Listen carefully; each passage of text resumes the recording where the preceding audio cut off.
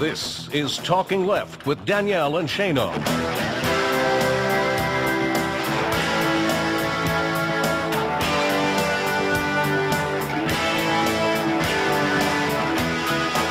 Welcome to Talking Left with me, Danielle and Shano, your weekly perpetuation of liberal entitlement.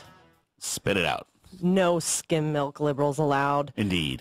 We've got a big show in store for you today, and of course want to announce our new website. It's been updated and refreshed thanks to the fine work of Shano with new chat feature and just a whole new slick appearance. It's fancy. Yes. Well, the other one we had built right when we started the show, and we figured it was time to update. Yeah. It still had our old graphic even. Yes, it did. So good work, Shano. Thank you. Very nicely done. And we've got a great big show in store for you today. Going to be speaking with Ray Mederios of USA Progressive. He lives in Boston, and he's going to tell us about his experience during this week's events. Bill Press of The Bill Press Show and author of The Obama Hate Machine. Dan Favre of the Gulf Restoration Network with the anniversary. He's going to tell us about what's been going on since the BP oil disaster. And Jacob Dean of Filter Free Radio will be co-hosting a whole hour with us coming up later in the show. So I know in this section we normally bring you our own news and the stories you may have missed during the week. But given the events this week, we thought you'd want to hear from Ray Mederios. He lives just minutes away from the college where the shootout with the marathon bombers occurred. And we had the chance to speak with him. And we're going to play you that interview coming up next. We are speaking with Ray Mederios, our friend and fellow progressive. You can check him out on Twitter at USA_progressive. Ray, how you doing this morning? Good. How are you? We are doing great. Now, Ray, you live in Boston, right near the scene of a lot of the events that unfolded this week. Why don't you tell us just about how it felt to be there and how it was living in Boston this week? Yeah, it was, to be honest, it was completely surreal. I felt like I was in a movie more than real life. Like the stuff that I was seeing on the TV, the stuff that I saw, even in my town. I'm looking around, I'm like, I'm expecting to see Jason Bourne pop up, and like it's a scene out of a movie.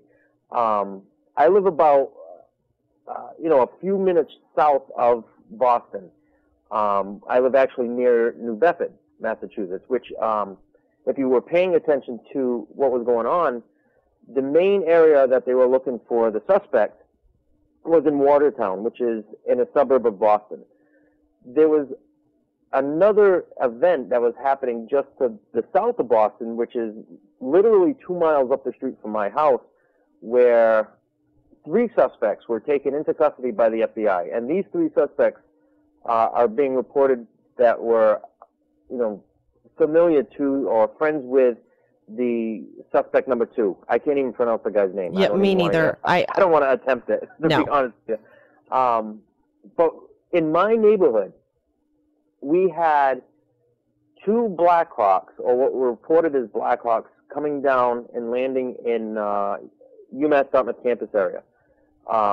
And I believe, originally I thought what was happening was, because he went to UMass Dartmouth, was he might be hunkered down there with a friend, maybe hiding out, because there's a lot of wooded areas in that area. Maybe he's there.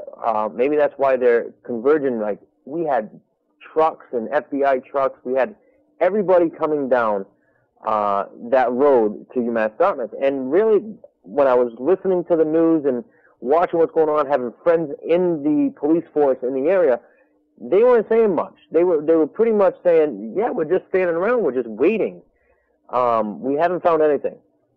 So that's when I started thinking that possibly that was a staging area for another location, and that's ultimately what happened. What brought everybody down here, and now that everything's all set, is there was, I guess, pings off of cell phone towers, something like that, where they started to locate his cell phone off of random towers, I guess, within the area. So they were able to triangulate him in this area at some point within the last few days. Wow. And that's when I started hearing that. I'm like, holy crap. I wasn't even at my house at the time, so I'm calling my wife. I'm saying, lock the freaking doors. Do something. We need to make sure we're secure and everything. Because you never know. You never know with this guy. He could be wounded, but then he also has the capability of doing a lot of harm regardless. Yeah. And what happened was the 3 people that were detained were people that he was affiliated with in New Bedford in an apartment complex right down the street from my house. That is news that I don't think most people are aware of, because we've been following this story so closely, and yet I didn't hear about 3 other suspects being detained. Now, did you find out any more information about them besides just that they knew him? Is there any reason that the FBI or authorities suspected these people were involved? Well, from what I understand from the stories that I'm hearing from the agencies, from different people, from other reporters, is he was here. The bombing happened on Monday, Patriots Day, here in Massachusetts. He was here at UMass Dartmouth, and these are unconfirmed reports, and I hate to use unconfirmed reports, but multiple news agencies, local news agencies, are reporting that he actually went to the gym on like Tuesday or Wednesday of that week. Right after the bombing, he went to the gym at UMass Dartmouth. Now, at that campus, you have to swipe your card to get in. And he actually went there and I guess worked out or whatever he was doing. And he actually was also in that apartment complex, like on Wednesday. And they got him on Friday.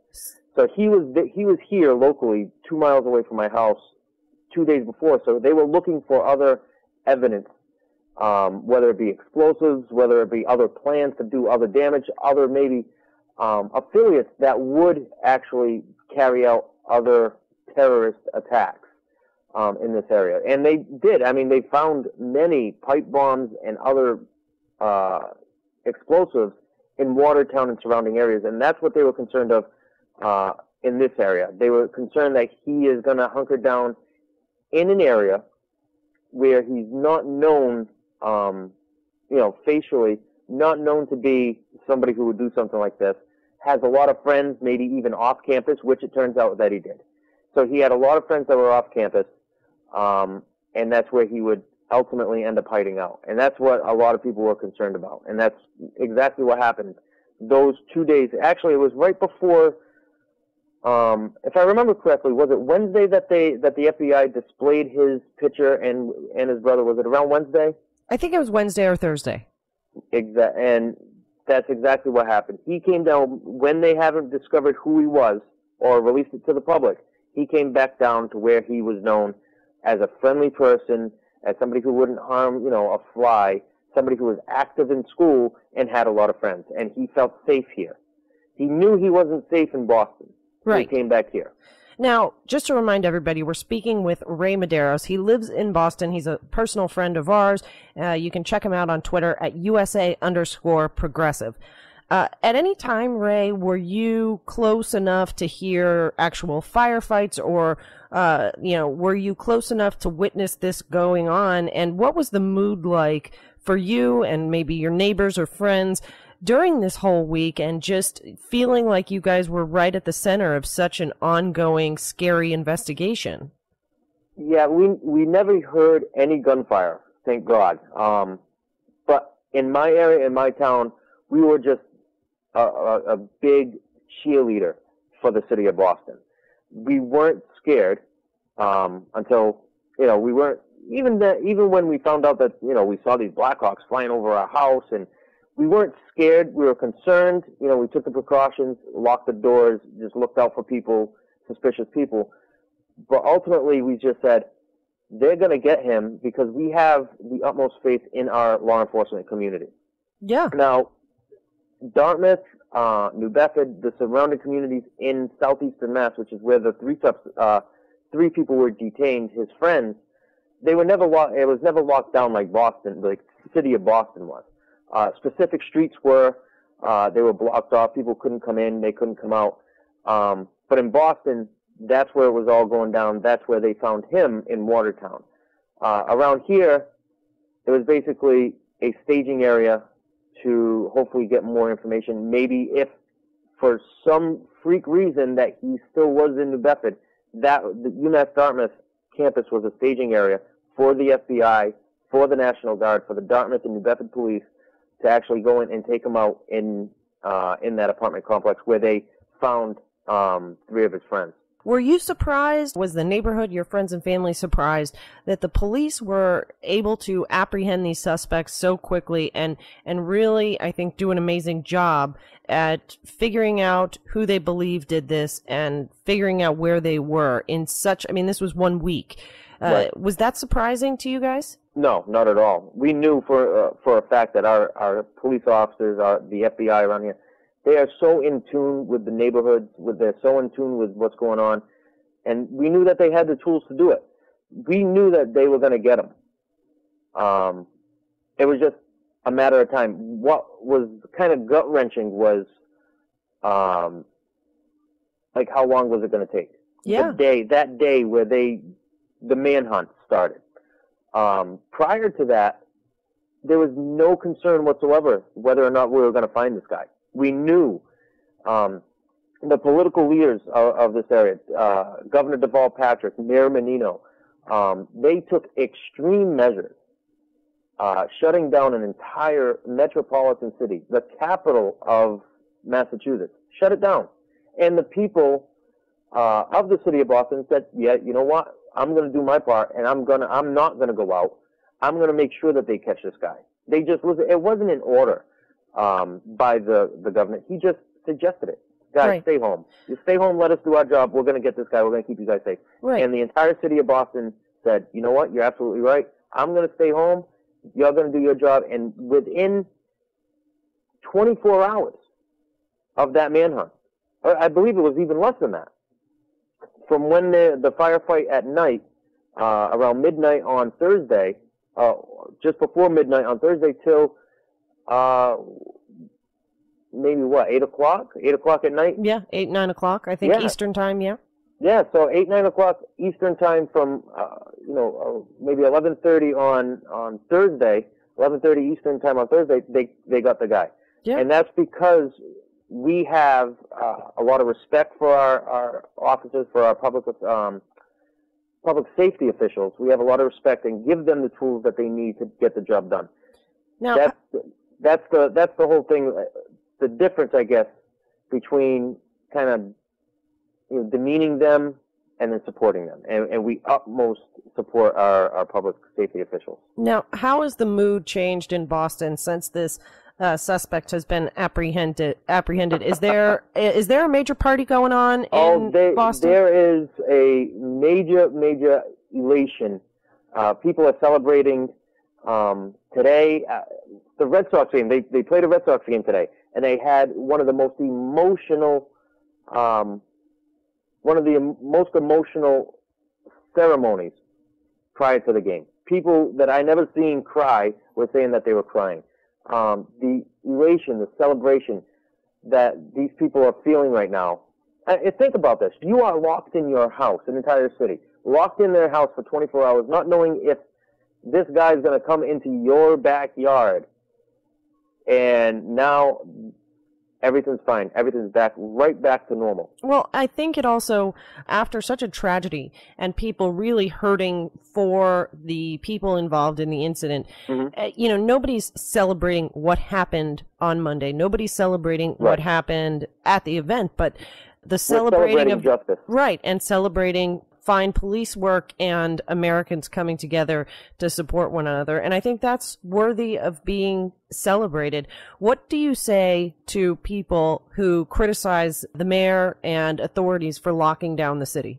To be perfectly honest with you, I haven't really heard many people locally, people who are actually directly affected by that lockdown. Nobody has actually come out and condemned or criticized that, because they were in the middle of it. So anybody on the outskirts who are complaining, demeaning, the mayor or the governor, and they weren't there, they need to shut up, because they have no idea. If the people in that situation aren't complaining, anybody else on the outskirts need to really look at themselves and say, what would I do if I was in that situation in that particular town? Right.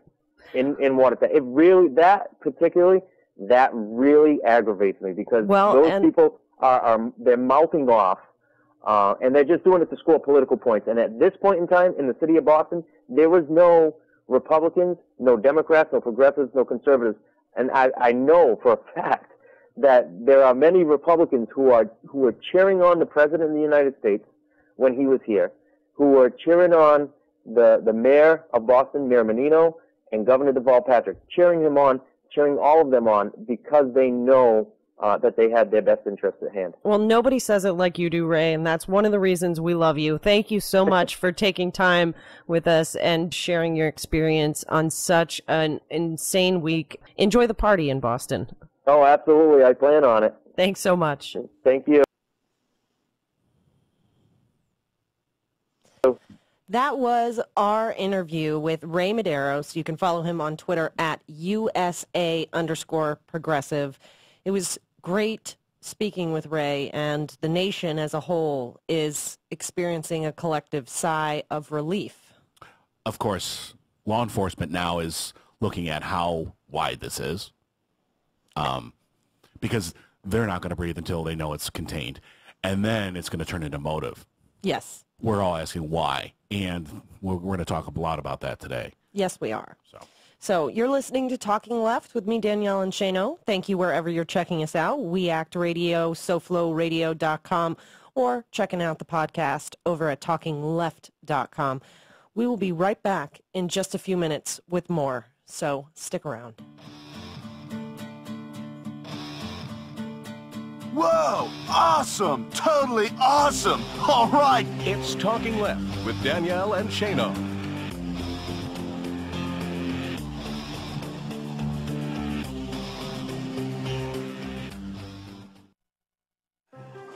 Okay, astronaut, you're up. You'll be meeting with Wish Kid Brandon. Roger, Brandon. His wish is to see a space shuttle launch. All systems are go. We are clear for liftoff. This year, more than 27,000 children will be diagnosed with a life-threatening medical condition.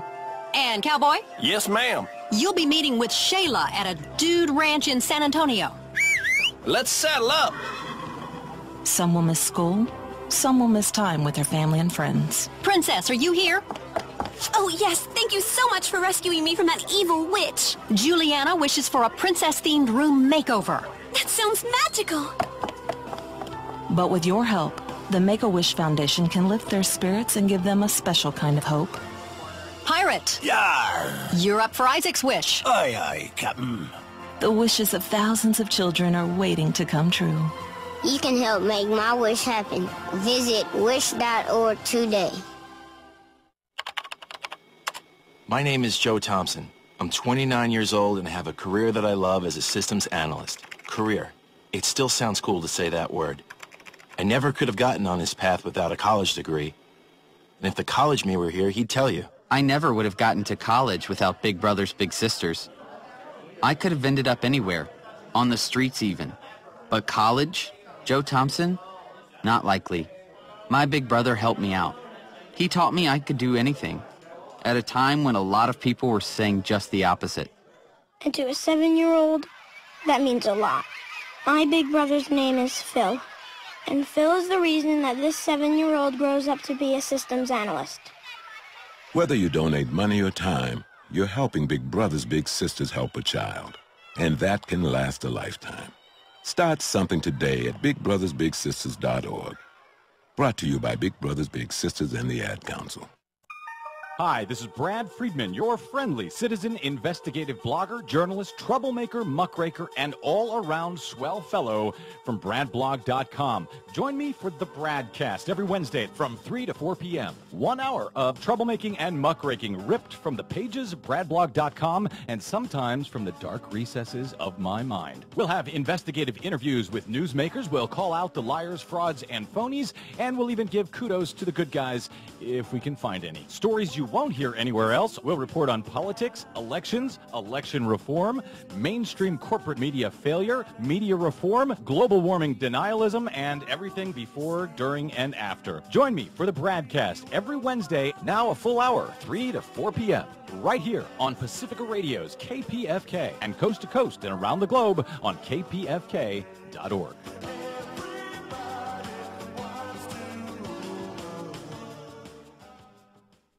Hague Action News is proud to be sponsored by Healthcare for America Now. HCAN is a national coalition of more than 1,000 groups in 50 states, representing 30 million people. HCAN works to promote, defend, implement, and improve the Affordable Care Act at both the state and federal levels.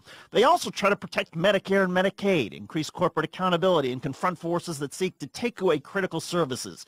HCAN believes in creating jobs, not cutting programs people depend on.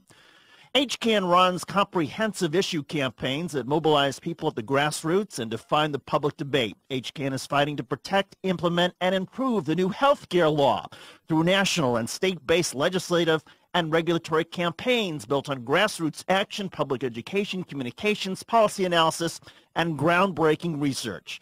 HCAN has become a respected voice and national leader on health care while continuing to focus on aggressive field activity. Support HCAN, Healthcare for America Now.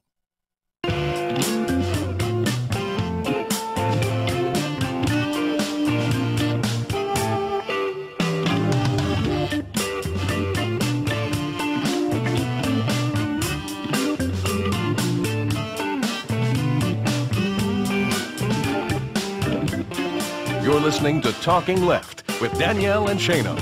Welcome back to Talking Left with me, Danielle and Shano.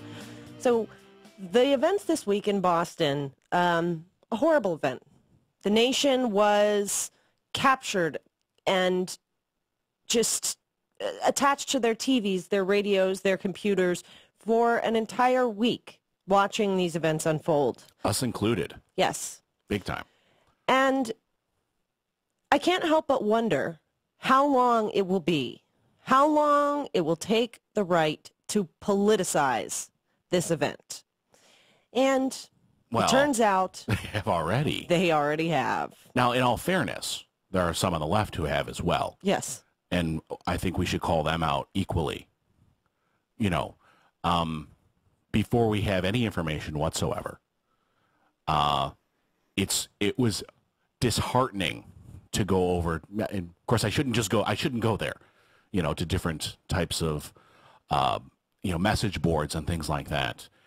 One of the craziest things I saw, very long diatribes by many people on a certain conservative message board system saying this is what you get when you put foreigners in a liberal Mecca Marxist place like Massachusetts. So it makes no sense. So they wanted to, of course, go after liberalism, Marxism, and immigrants. I don't see how you get from Marxism to this, or liberalism, or, of course, there's liberal universities. It seems like quite a bit of a stretch. Before the FBI had even released the pictures of the suspects in the Boston bombing, the right-wing media was working to blame Obama for this tragedy. I saw reasonings ranging from he's weak on terror, leading from behind. I saw, Laura Ingraham and others blame this on our immigration policy. Right, and are going to use it inevitably. They already are in immigration hearings to say this is why we can't. Right. And because our borders aren't secure, that's why. Well, wait a minute. These guys were U.S. citizens. Right. And they came here legally. Right. And, of course, as you, Shane, just mentioned, we saw this being called the combination of immigrants living in the liberal bastion of Massachusetts, none of which are reasonable attacks on the president. And, yes, there were some left-wing sources out there automatically saying that this is the result of right-wing extremism, and neither side has proof of that at this point. Right. And in some of those things, when you saw people responding, you say, oh, you guys are just hoping it's some kind of patriot group. Right. The thing is, we don't know. And that will be, like I said before, that's the next inquiry. Exactly. What's the motivation? And honestly, the first thing I said when, this happened, not the first, but one of the first things about who it was, I just hoped it was not from any group. They didn't represent anybody. Because when someone represents a group, even if they falsely represent that group, then that motivation is then extrapolated upon every member of that group and are looked with suspicion. Right. They are treated poorly. They are sometimes a victim of violence. Right. So, and we already saw that this week. We saw, Muslim Americans, Muslim citizens being attacked because people assumed that this was an Islamic attack. And it may or may not be. I would far prefer it that just be their motivation, their individual motivation, but of course... Well, that's what it is 90% of the time. Anyway, Sure. 99% of the time. That's the same... that's the same false argument of saying every right-winger is a racist or every left-winger, wants to steal everybody's wealth and divide it equally among... Right. It's the same... broad strokes. Broad strokes. And then paints that motivation on Right. everyone. Therefore, everyone who is from X part of the world, therefore, wants to bomb marathons. Right. And if they're putting immigrants inside of a liberal university, there would be a lot more bombings, by the way. It's nonsense. It's nonsense. But with all these ridiculous attacks, especially towards the president, it's somewhat of a progressive's gut instinct to start wanting to defend Obama, to defend progressive values, to defend places that are forward-thinking like Massachusetts. But we also still have to be concerned with Obama putting the chain CPI on the table, with the proposal of the Keystone XL pipeline, with this nonsense immigration proposal that's been proposed. There is still a lot we need to talk about and criticize the president, and it's fair criticism. So how do we hold the president accountable without giving the right more ammunition to attack him? We're going to speak with Bill Press, the author of The Obama Hate Machine, and get his take on how we can do both of those things. Don't go anywhere. You're listening to Talking Left with me, Danielle and Shano, and we'll be right back with Bill Press. A beautiful place full of wonderful things just waiting to be experienced. It's Talking Left with Danielle and Shano.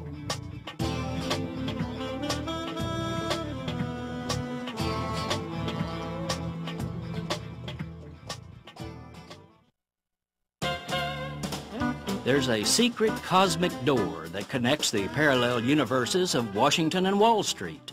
It's not the proverbial revolving door, but a wide open passageway reserved for those in the know. Lanny Breuer is definitely in the know. He passed effortlessly from the job of defending Wall Street wrongdoers in cases before the Justice Department to then being the department's chief prosecutor of Wall Street wrongdoing. 4 years ago, he left Covington and Burling, the prestigious Washington law firm where he represented Wall Street clients, to head the criminal division of justice. Dismissing criticism that his long service to Wall Street banksters created an inherent conflict with his new duty to the public, Breuer insisted that he'd be a better prosecutor, quote, because of my deep experience in the private sector. Yet, he did not bring even a single case against the Wall Street executives who've been publicly exposed as perpetrators of destructive financial crimes. Not one. Why? Call me cynical, but perhaps because he was using his 4 years at Justice to pad his resume and further enhance his value to Wall Street. No surprise, then, that Breuer has now passed back through that cosmic door, rejoining Covington in a specially created position to expand its role in defending corporate clients charged with foreign bribery, money laundering, securities fraud, and such.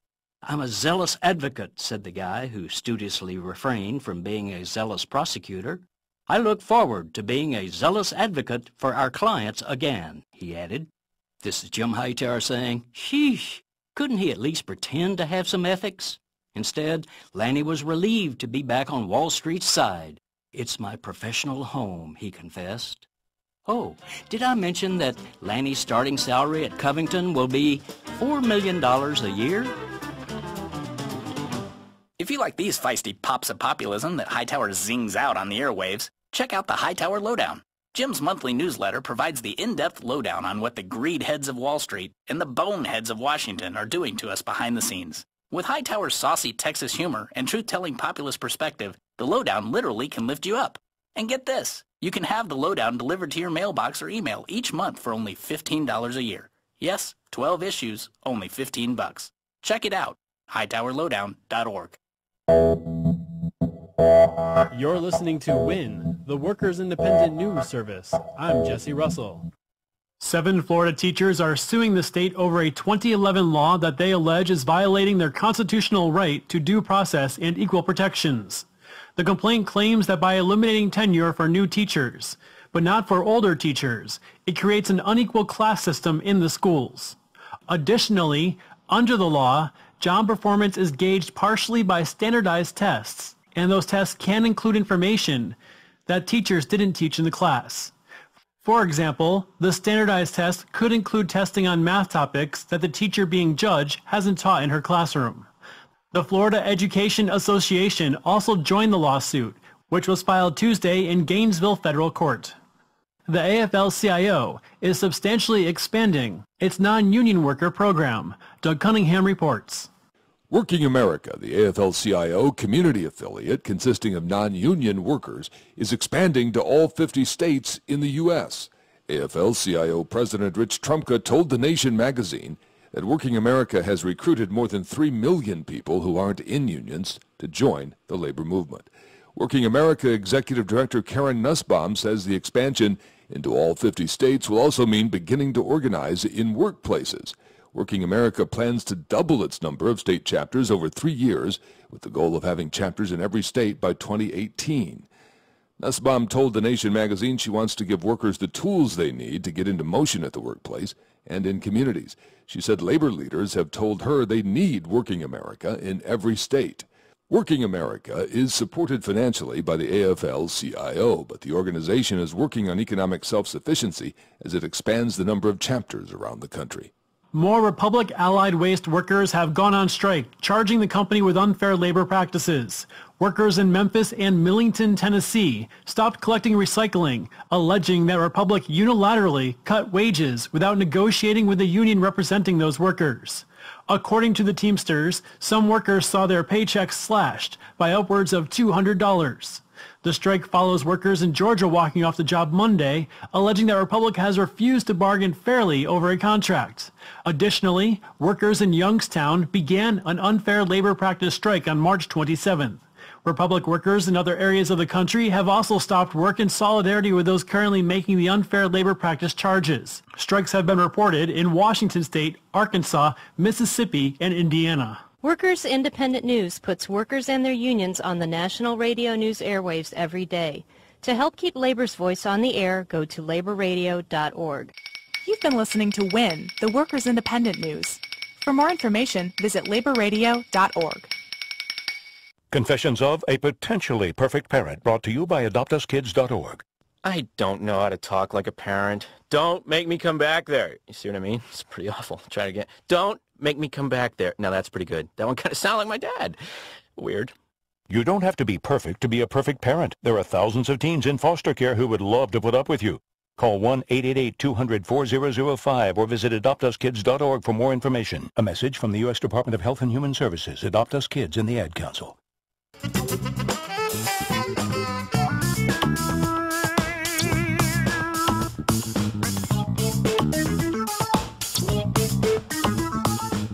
You're listening to Talking Left with Danielle and Shano. Welcome back to Talking Left with me, Danielle and Shano. Thank you wherever you're checking us out. SoFlo Radio, TalkingLeft.com, or of course, We Act Radio, 1480 AM in Washington, D.C. Joining us now, the nationally syndicated host of the Bill Press Show, the author of The Obama Hate Machine, the one and only Bill Press himself. Thank you so much for joining us, Bill. Hey, good to be with you. Good to be happy weekend. Yes, we are very excited to speak with you, and we thought your perspective on a question we had would be just profound. So you wrote the book, The Obama Hate Machine, about the right and the ongoing attack against our president. But with the president releasing his new budget and the chain CPI and Keystone XL and all of these issues that don't sit well with progressives, how do we criticize or push from the left without becoming part of that hate machine? Well, we don't do it out of hate, I think, is a quick answer. First of all, I do think it's important that we continue to push from the left. I'm a huge Obama supporter, but there are times when particularly during his first administration, I must say, the first 4 years, when he disappointed me on several issues, the public plan option, and maybe the top of the list. The fact that he dragged his heels on Don't Ask, Don't Tell for so long, although he finally got to the point, got to the right place.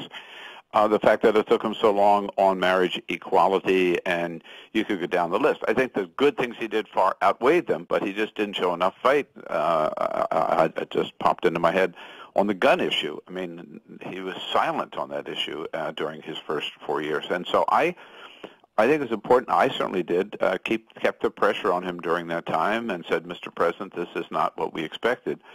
That's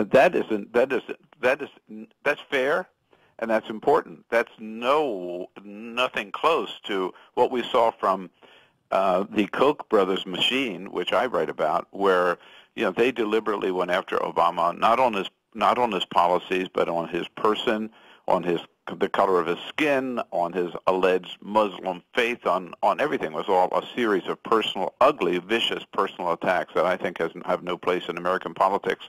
We on the left don't practice that kind of politics.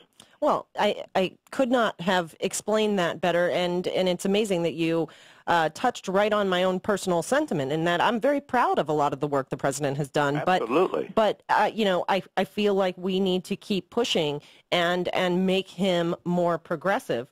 And I think he wants us to do that, right? I mean, I think he appreciates it when he hears from the left, and so it keeps him from straying too far to the right. He certainly is in the middle. Plus, we have to remember, and it's just like when Bill Clinton was around, President Obama is not far left, Democrat, right? He's a centrist Democrat. He always has been. What you see is what you get.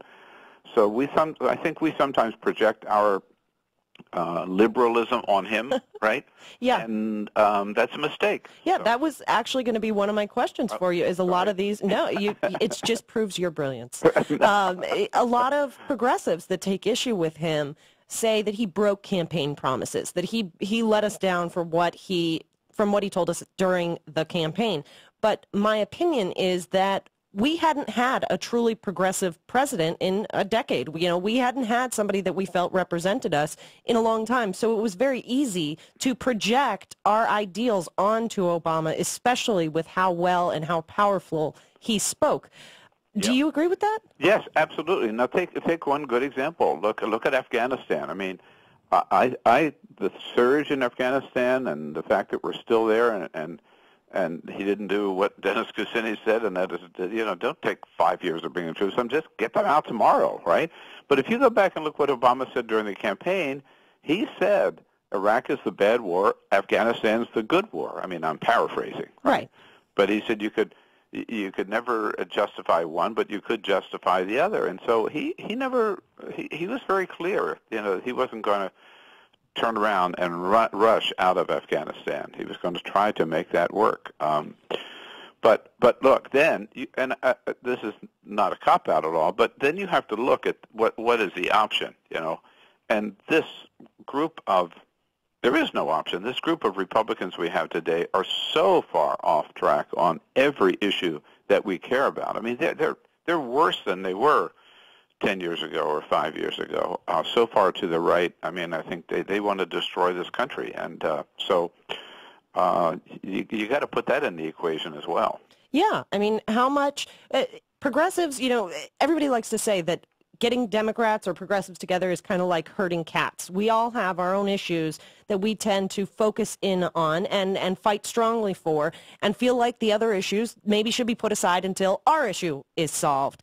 But how many of those issues are blocked simply because of Republican obstructionism? Like the one that comes to the top of my head, given this week's news, is closing Guantanamo Bay. He said that was a campaign promise, but we can, I think, only imagine the legal minefield that was left for him to try and close Guantanamo. Yet we as progressives kind of look at that as a broken campaign promise. How do we sort that out? How do we convince people to be a little bit more understanding and focus in a little bit more on the reality of the political situation?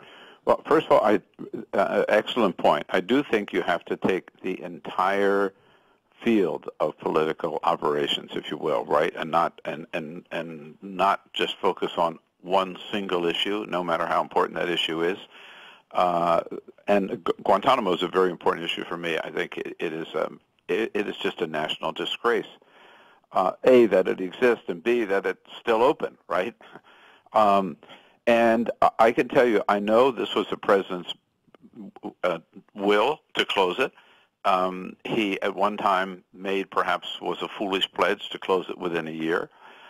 He has been able to do that because the Republicans in Congress, and we got to back up here too a little, Danielle, and realize that a lot of what the Republicans do in Congress and a lot of their positions today are taken solely for the reason that if Barack Obama's for it, they have to be against it. Oh, yeah. I mean, no doubt about it, right? Oh, yeah. I mean, look at there were senators this week who voted, Republicans who voted against universal background checks this week because Obama's for them, when 5 years ago they voted for them because Obama wasn't there and the NRA was for them. Right. So, we saw it with health care. It was a Republican idea. Exactly. With the public, with the you know what I mean. The mandate, right, and the healthcare exchanges. Yeah. So you got to understand that,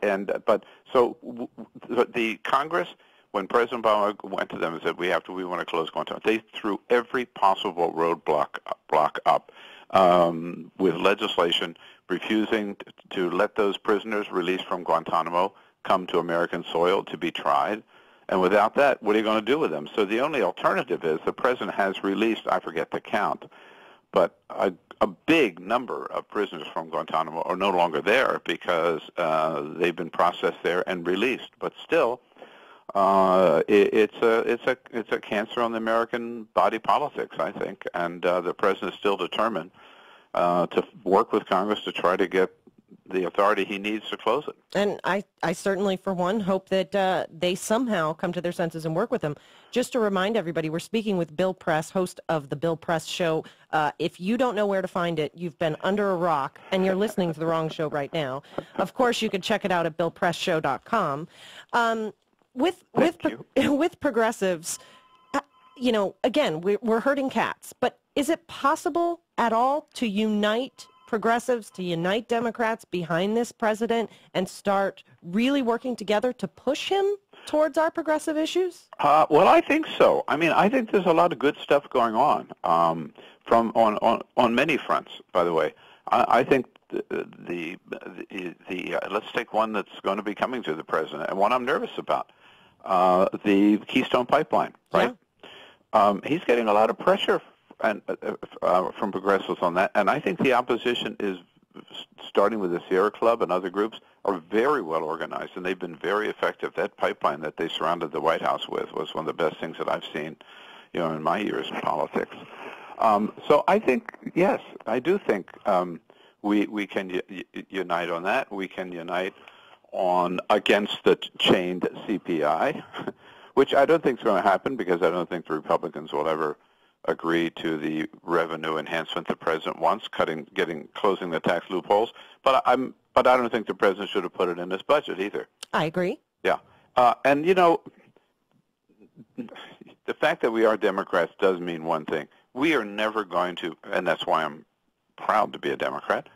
We are never going to march in lockstep like the Republicans do.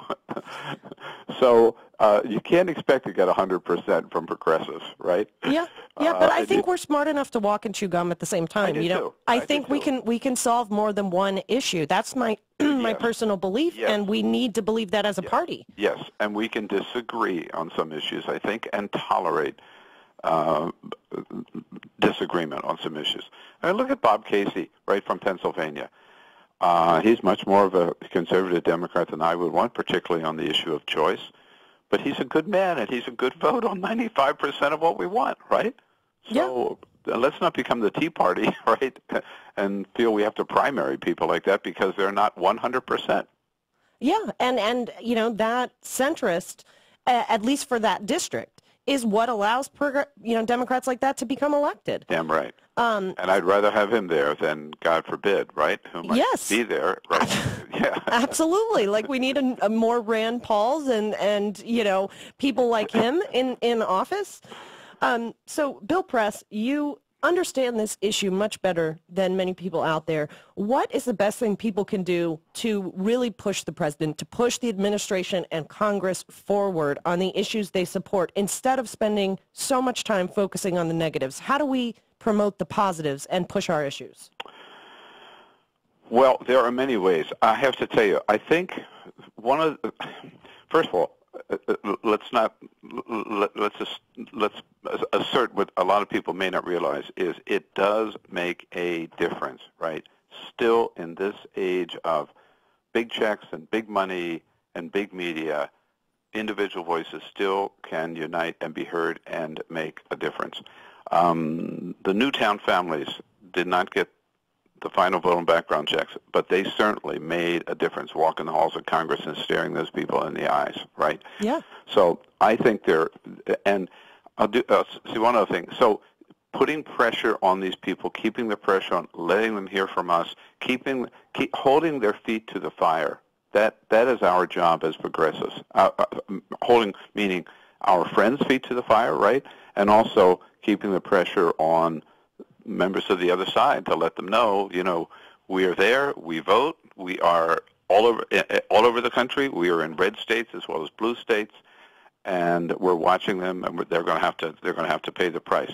Letter writing today is not as effective as it used to be because after the anthrax scares and the ricin scares, it takes too long for the mail to get there. But so what, right? I'll tell you what is effective. Phone calls are effective.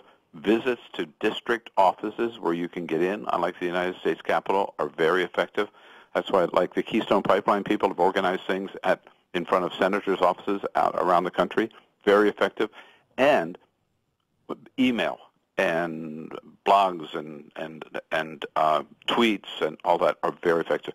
I had a Senator, Chris Coons from Delaware, in the studio this week, and I asked him that question. And I'm kind of reflecting what he said. And he was pointing out that every week, maybe a couple of times a week, he gets a count from his district offices of how many people have stopped in on each issue, how many letters they've received on each issue, how many tweets, how many emails they've received on each issue on both sides. And every senator gets that. So we might not see it, but they are listening. And the more we work together, the more we support those causes. Yes. It really does take effect. And, of course, listening to great shows like the Bill Press Show, people can stay informed and know how to contact their representatives, know what they think about the issues, get all the information by listening to you, Bill. Thank you so much. And We Act Radio as well. No, of course. We have progressive voices out there now on radio, which we didn't have before on radio and television. It's important to listen and become informed, support them, and then get involved. Yep. And that's our job. Yes, it is. We just put up the new Progressive Voices app player on our site where I know they can hear your show as well. Thank you so much for taking time with us, Bill. It's always an honor to speak with you. No, thanks, Danielle. It was a lot of fun. Thanks for the good work you're doing, too. Thank you. Bye-bye. Bye. Bill Press, everybody knows him, I'm sure, but you can check it out at BillPressShow.com and listen every day to the Bill Press Show on numerous stations, including our home station, We Act Radio, 1480 AM in Washington, D.C. Thanks so much wherever you're listening. He is great. He is. We will be back with much more today, so don't go anywhere. You're listening to Talking Left with me, Danielle and Shano. More coming up, so stick around.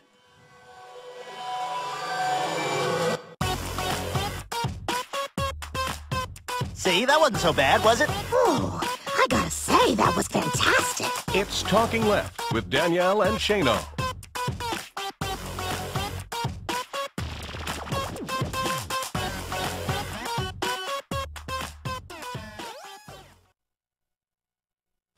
This is Kimon Freeman, host of Speak Easy and co-founder of We Act Radio. Suicide is a very serious problem in today's challenging world, whether with our troops abroad or with everyday citizens within our own society. Before you take your life into your own hands, tie a knot at the end of your rope and call the suicide hotline toll-free at 1-855-320-LIFE. That's 1-855-320-LIFE. It may just be the most important call you ever make. You talk, we listen, and together we survive. It's like a jungle sometimes. It makes me wonder how I keep from going under. It's like a jungle sometimes. It makes me wonder how I keep from going under. Hi, I'm Tom Morello. Some call me the Night Watchman. In the case of Mumia Abu-Jamal at a crucial stage, please go to freemumia.com to find out more information about how you can help Mumia Abu-Jamal and other political prisoners. Night Watchman out. Would you like to secure stable employment, affordable, high-quality child care, or an opportunity to serve your community through meaningful volunteer and internship experiences? If so, UPO is the place for you. Hello, I'm Andrea Thomas, Vice President of Administration and Chief of Staff for UPO. As the Community Action Agency for Washington, D.C., UPO has proudly served the residents of Washington for the past 50 years. Annually, we impact the lives of nearly 100,000 Washingtonians, 100,000 people advancing their education, securing employment, maintaining housing stability, and investing in their communities through volunteerism. Our vision is a Washington of thriving communities and self-sufficient residents. To learn more about our services and how you can partner with us or donate, visit us at www.upo.org. UPO, where we are uniting people with opportunities. Hello, everybody. I'm David Schuster, your host of Take Action News. On our show, we talk government, politics, and what you can do to have an impact. We're nonpartisan, report like hell, and let the chips fall where they may. We feature segments like social media, activists of the week, and the latest news affecting our communities. So join us every Saturday and make a difference. Yes, you and I, we can do this. That's Take Action News on the air, online, and at your podcast convenience on iTunes each week on the We Act Radio Network. The most important online radio station. It's easier than ever to listen to SoFlo. On the air and everywhere. On any computer, any mobile device, iPhone, iTouch, and anywhere you are, just hit SoFloRadio.com. Tell your friends about South Florida's radio network, SoFloRadio.com.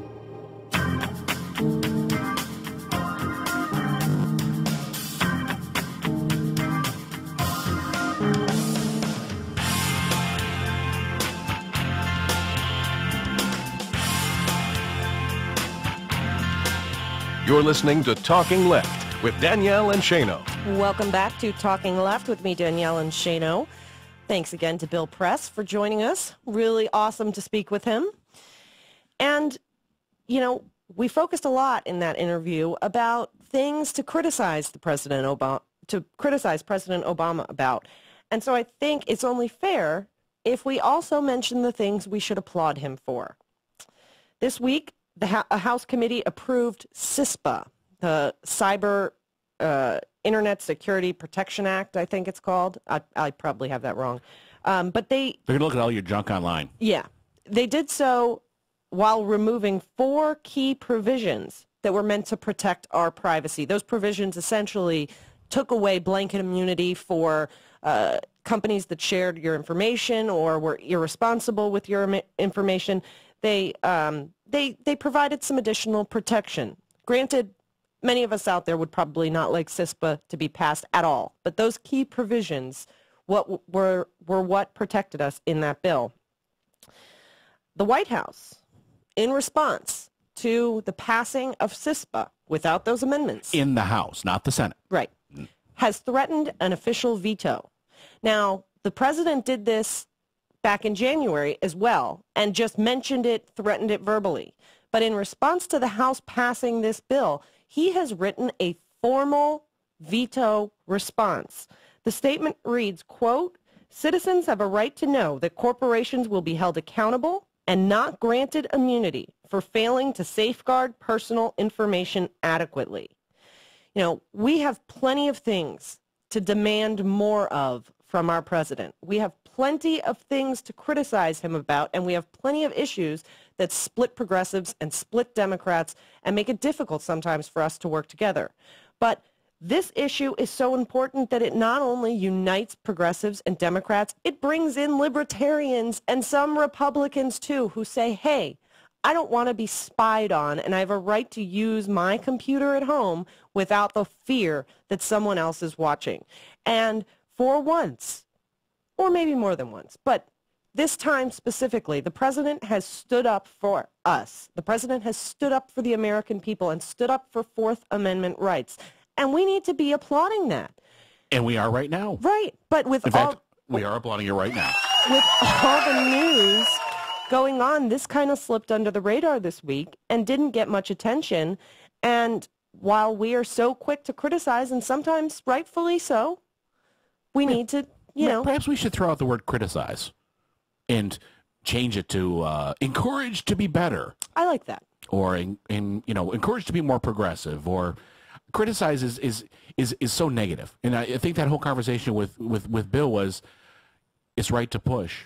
And this isn't based out of hate. It isn't based out of anger. It isn't based out of any animosity whatsoever. It's actually based out of quite the opposite. A real desire to make America even better. How about instead of criticize, we call it policy shaping? Sure, why not? You know, we are participating in democracy. On an ongoing basis, not just during elections. Right. We've said it here. Politics affects your life more than every 2 years and every 4 years, and we need to start affecting politics throughout that time as well.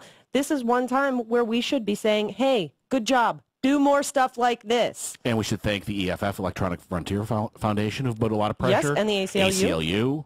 Yes. Fight for the Future. There's a lot of groups. Right. That really have worked on they worked on the old ones, SOPA and PIPA, and yes, they did, and this didn't get as big of an outcry. And we know what happens when these efforts are lost. We end up with laws on the books, and then when you go to challenge them in court, you can't get standing. But we also know what happens when people unite together and get these issues, fight these issues wholeheartedly. Because look at the fight that came back with SOPA and PIPA and all the online privacy. You know, how many websites were blocked out, and those laws were dead in their tracks. You bet it. You know, we can do this. And the president just said he's standing with us. So while we ask him to be more progressive on the Keystone XL pipeline, and while we ask him to take chain CPI off the table, and when we ask him to preserve our social safety net and stop negotiating with economic terrorists, we can also thank him for standing up for our privacy rights. We can do both. You're listening to Talking Left with me, Danielle and Shano. We've got lots more coming up today, so don't go anywhere. Thanks for listening.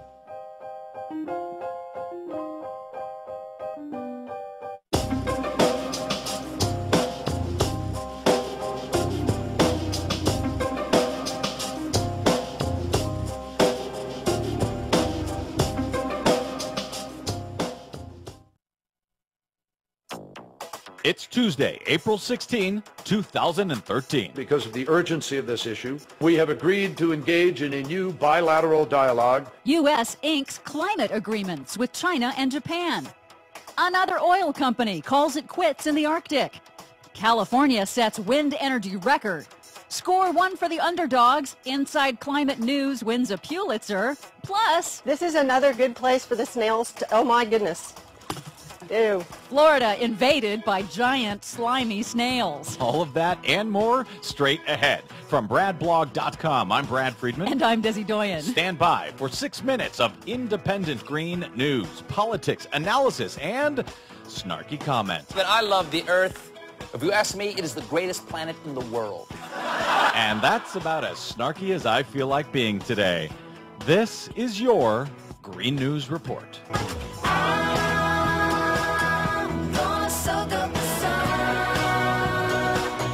Okay, Desi Doyen, to be frank, with this week's events in Boston, I'm not feeling particularly snarky for some reason. No, me neither. So I'm turning to the Green News Report because you always cheer me up with your bright, green, shiny news. You got any of that today in the Green News Report? Yes, we do. Really? We do have some good news. Thank you. Online media startup InsideClimateNews.org has won a Pulitzer Prize for its expose on the flawed regulation of U.S. oil pipelines and the 2010 Enbridge tar sands pipeline spill on the Kalamazoo River in Michigan. That was the largest onshore oil spill in U.S. history. InsideClimateNews.org is a tiny, tiny nonprofit. They are doing great work on covering the the Exxon Arkansas tar sands pipeline spill. And in fact, Lisa Song with Inside Climate News is the reporter that ExxonMobil threatened to arrest last week. So go Underdogs. So some bad news on the spills, of course, but some good news that somebody's finally taking notice of the great coverage that's happening on the ground. Yes, and the Pulitzer Committee recognized a lot of excellent environmental reporting. It is moving up in the world. Bad news, they've overlooked the Green News Report again. Oh, well. In California, a wind energy record. The operator of the California electric grid announced last week that high winds harvested by wind turbines hit a record level of energy output, generating over 4,000 megawatts for the state, and that's nearly equal to the maximum capacity of California's 2 nuclear power plants combined. Very cool. That is good news. Thank you for that, too. Meanwhile, in fossil fuel news... Uh-oh, here it goes. The U.S. Chemical Safety Board has concluded that lax state regulations were a factor in the explosion at Chevron's 100-year-old refinery in Richmond, California last year. That sent 15,000 people to the hospital for breathing problems. Quote, weak state regulations allowed the company to monitor rather than simply fix potential problems. And there was talk for a while that investigators had discovered a pipe had been rerouted to avoid monitoring or something that sounded rather criminal. Anything further on that? Not yet. We'll find out, hopefully soon. More oil companies are re-evaluating their plans to drill in the harsh extremes of the Arctic after Shell Oil's comedy of tragic errors over the last year. Now, ConocoPhillips has announced it has scrapped plans to drill in the Arctic in 2014, blaming strict government regulations, of course. They ought to blame what happened to Shell, as it was one disaster after another with their rigs getting mired up there, running into storms. And dodging unpredictable ice flows. So as of now, there will be no drilling by any of these companies up there in the Arctic this summer. That's what it looks like. There's some more good news. Thank you very much. International climate diplomacy inches forward. U.S. Secretary of State John Kerry, on a trip to Asia over the weekend, signed 2 large-scale climate change cooperation agreements with both China and Japan that include pledges to reduce emissions and, quote, set the kind of powerful example that can inspire the world. Much as we did yesterday in Beijing, because of the urgency of this issue, we have agreed to engage in a new bilateral dialogue based on 3 pillars, focusing on post-2020 climate agreements, enhancing the low emissions development, and helping to build climate resilient societies. Now, getting China in an agreement is a pretty big deal. It's not binding, but it could pave the way for international negotiation. Is that a treaty? Would that have to be approved by the U.S. Senate? No, this is just where they agreed to take pragmatic measures and to share ideas. Okay, good. There, more good news. Thank you very much. Finally, Florida is being invaded. This is another good place for the snails to, oh my goodness. Ew.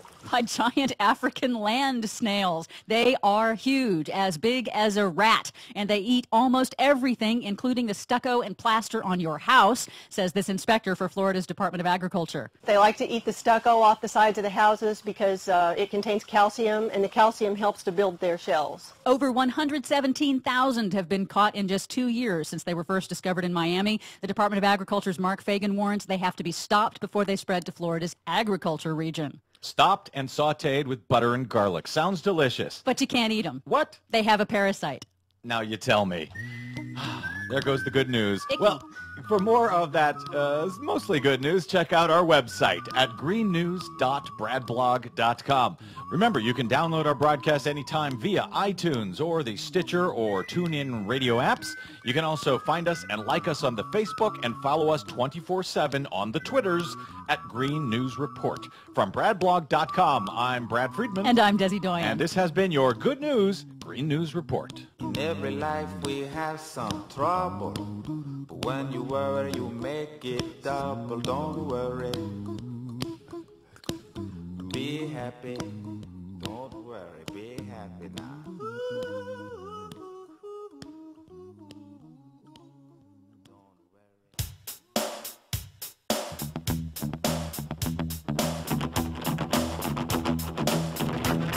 This is Talking Left with Danielle and Shano.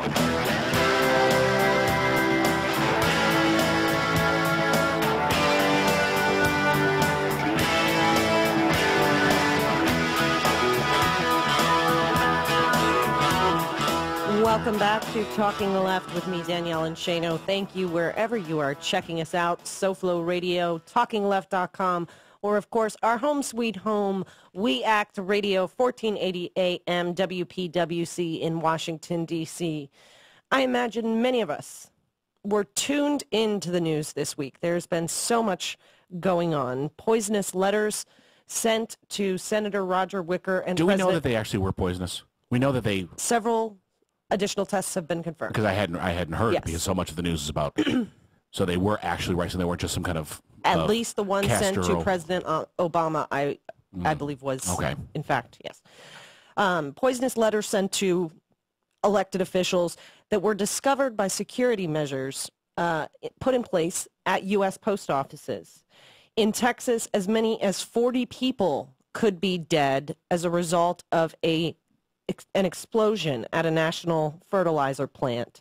That plant hadn't been inspected in at least 5 years, and it was storing 270 tons of ammonium nitrate, which is the same extremely dangerous chemical used in the Oklahoma City bombing.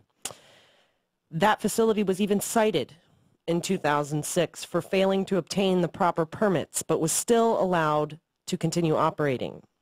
And as all of us know, an entire major city was shut down as police searched for suspects in the Boston Marathon bombing. This news came on top of news that was already ongoing, like a toxic tar sand sludge creating a disaster in Arkansas. And, you know, the list goes on. What do these events have in common? They make citizens feel unsafe. They make citizens fear for our lives. They make our nation vulnerable to disaster, to attack, and frankly, and panic. And, you know, they definitely give us plenty of cause for concern. So I can't help but wonder how Republicans continue to call themselves the party of national security. Remember, it's one of Ronald Reagan's three-legged stools: national security, strong defense, right? But Americans are not secure when we have to worry about explosions going off at a plant in our community. We're not safe when we have to worry that toxic chemicals could be unleashed from a pipeline in our neighborhood. We're not secure if we have to worry about threats to our water supply, to our food supply, or to the ongoing destruction of the environment. But if it were up to Republicans, they would destroy the post office that kept that poisonous letter out of the hands of the president. They would continue to deregulate plants like the one in Westchester that just took the lives of possibly 40 people. In addition, we do have a thing called a social safety net, which is meant to provide economic security. When you don't have a job, you're not secure. Right. When you can't feed your family, you are not secure. They are chipping away at this economic security as well, saying you're on your own. You're an individual and you have personal responsibility regardless of how things are completely rigged at this point. Ask Elizabeth Warren. But we're not going to help out. We're not a community. You're on your own. Yes. And that makes people feel insecure on a daily basis. Yes. Absolutely. We're not talking about the accidents. They're not secure in jobs in right-to-work states.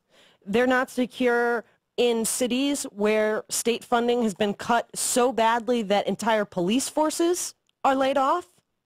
You know, they are not secure in areas that are no longer monitored by the EPA or the ATF because we can't get directors put in place, and we are cutting staff because of the sequester that is from an agency that is already overwhelmed by its responsibilities. It hasn't had a leader since in over a decade. Right. That's not security. So how do Republicans claim to be the party of national security? Because they care about the defense industry. So they care about military contractors. They care about the military industrial complex. So they're not really the party of national security, the party of building stuff that can blow other stuff up. Yes. And that's the complete extent of it. Yes. It does Although not they're go any also further. the party of big oil. Sure. They're the party of deregulation. They're the party of allowing our infrastructure to continue crumbling and allow it to continue being at risk. They're the party that doesn't give a damn if weapons of war flood into our streets. They're the party that thinks the poor just aren't invested enough in the tax base. That's not national security. That is taking security right out of the reach of the American public. They continue to worry about the effect of regulations on business, but I don't hear them complaining that the regulations weren't strong enough to prevent a fertilizer plant from exploding and killing 40 people. And on top of it, regulations without enforcement are useless. Right. Useless. Especially in agencies that don't have the staff to even begin enforcing them. We're going to be talking about BP at the bottom of the hour. Yes, we are. And that was a situation in which you had lots of regulations never enforced. Right. Paid off. Just looking the other way, that makes people quite insecure as well. And the so-called party of national security hasn't done one thing since then to prevent disasters like this from happening again. Instead, they push for more potential risk by trying to cut more regulation, by wanting to pipe in more oil, by wanting to make it easier for people to get their hands on weapons. That's not national security. It's everything but national security. It's national insecurity. It's national risk. It's creating fear among the American public, which is what they really want. Because when the public is scared and they are the so-called party of national security, they think they're going to get people's votes. That's what they do it for. They want to use fear as a motivator in elections. And we as Democrats need to change this narrative. Sure. The party of economic security, the party of job security. The party of environmental security. The party that wants to prevent toxic tar sands oil from being pumped through your neighborhood. And hey, while we're at it, prevent the government from taking your land to allow it to happen. The party of privacy security. The party that security wants to, of your personal information. The party that wants to make sure people who shouldn't have guns don't get guns. Life security. Life security, economic security, environmental security. What else could progressives possibly fight for that more truly represents national security? Security of individuals of the nation. Right. Rather than just borders and bombs. Exactly. Borders and bombs. That's a good name for the Republican Party. Borders and bombs. So Democrats just need to take this title back. We need to start explaining to people that progressive values are the values that actually protect national security. We want to provide people with all of these true ways of being secure, that they know their Social Security check isn't going to be cut, that they know that their unemployment benefits aren't going to be cut because they still haven't found a job in a sluggish economy. They know that the government is going to be shut down for political reasons and political gain. Right. That's security. So we need to stop letting Republicans use fear as a motivator. And to say that we just claim the title of national security, we don't do it so that we can in turn use that fear. We do it to relieve that fear.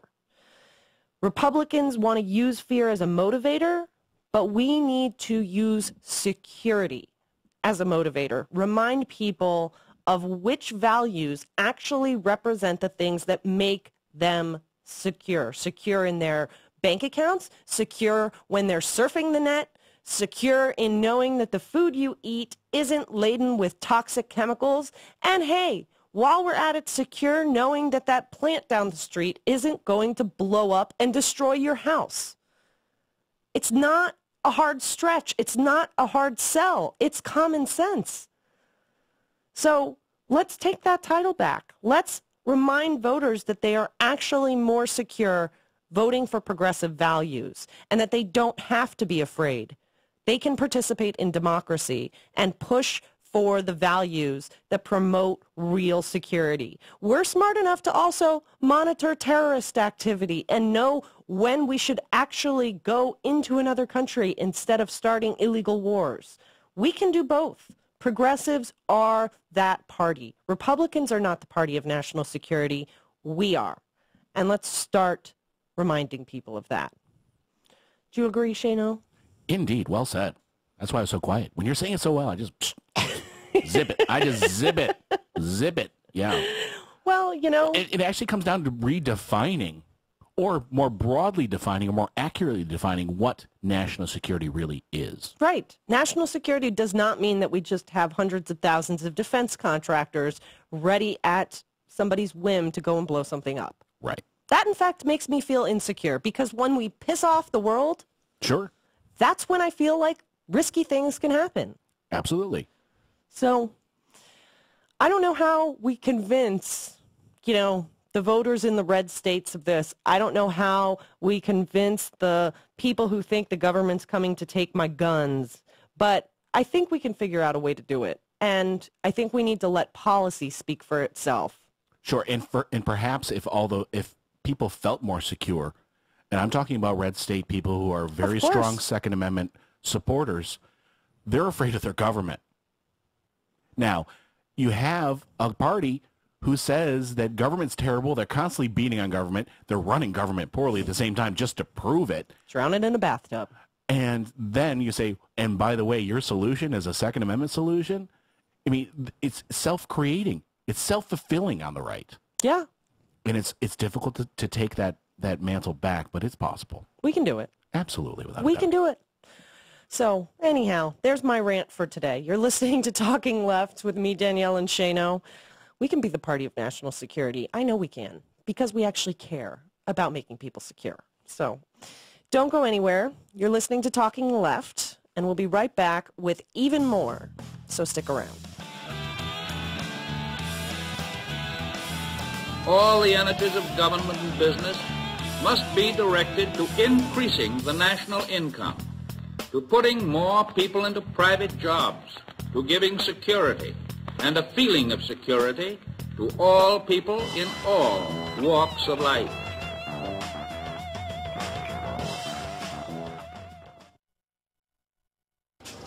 We got no plans at all. Evil man's always transcending. Follow like sheep, swallow everything. Always simpletons or pretending. This is your moment of clarity from LeeCamp.net. It's not your fault.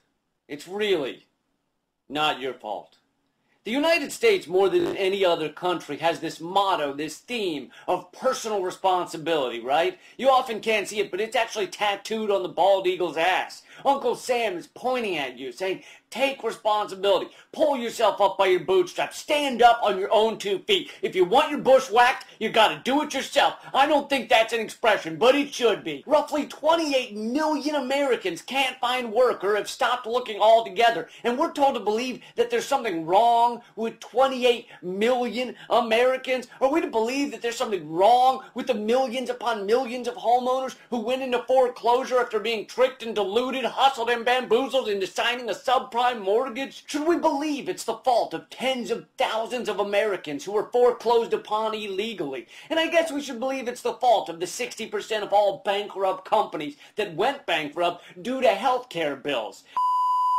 You add that up, and apparently 60 or 70% of the American people are losers who don't even try to pull themselves up by their bootstraps. They don't even try to whack their own bushes. And we're in a recovery too, and still you don't have a job? So what is wrong with you? The Dow Jones just hit a record high. The big banks and the insurance companies and the oil companies are doing better than ever. So why aren't you swimming in coins, wiping your with dollar bills? If you had any sense in your body, if you were working hard at all, you would be doing great in this time of renewed prosperity. Doing well right now is easier than playing hide-and-go-seek with a heavy-breathing obese child. So what the f***'s the matter with you? But the truth is, it's not your fault.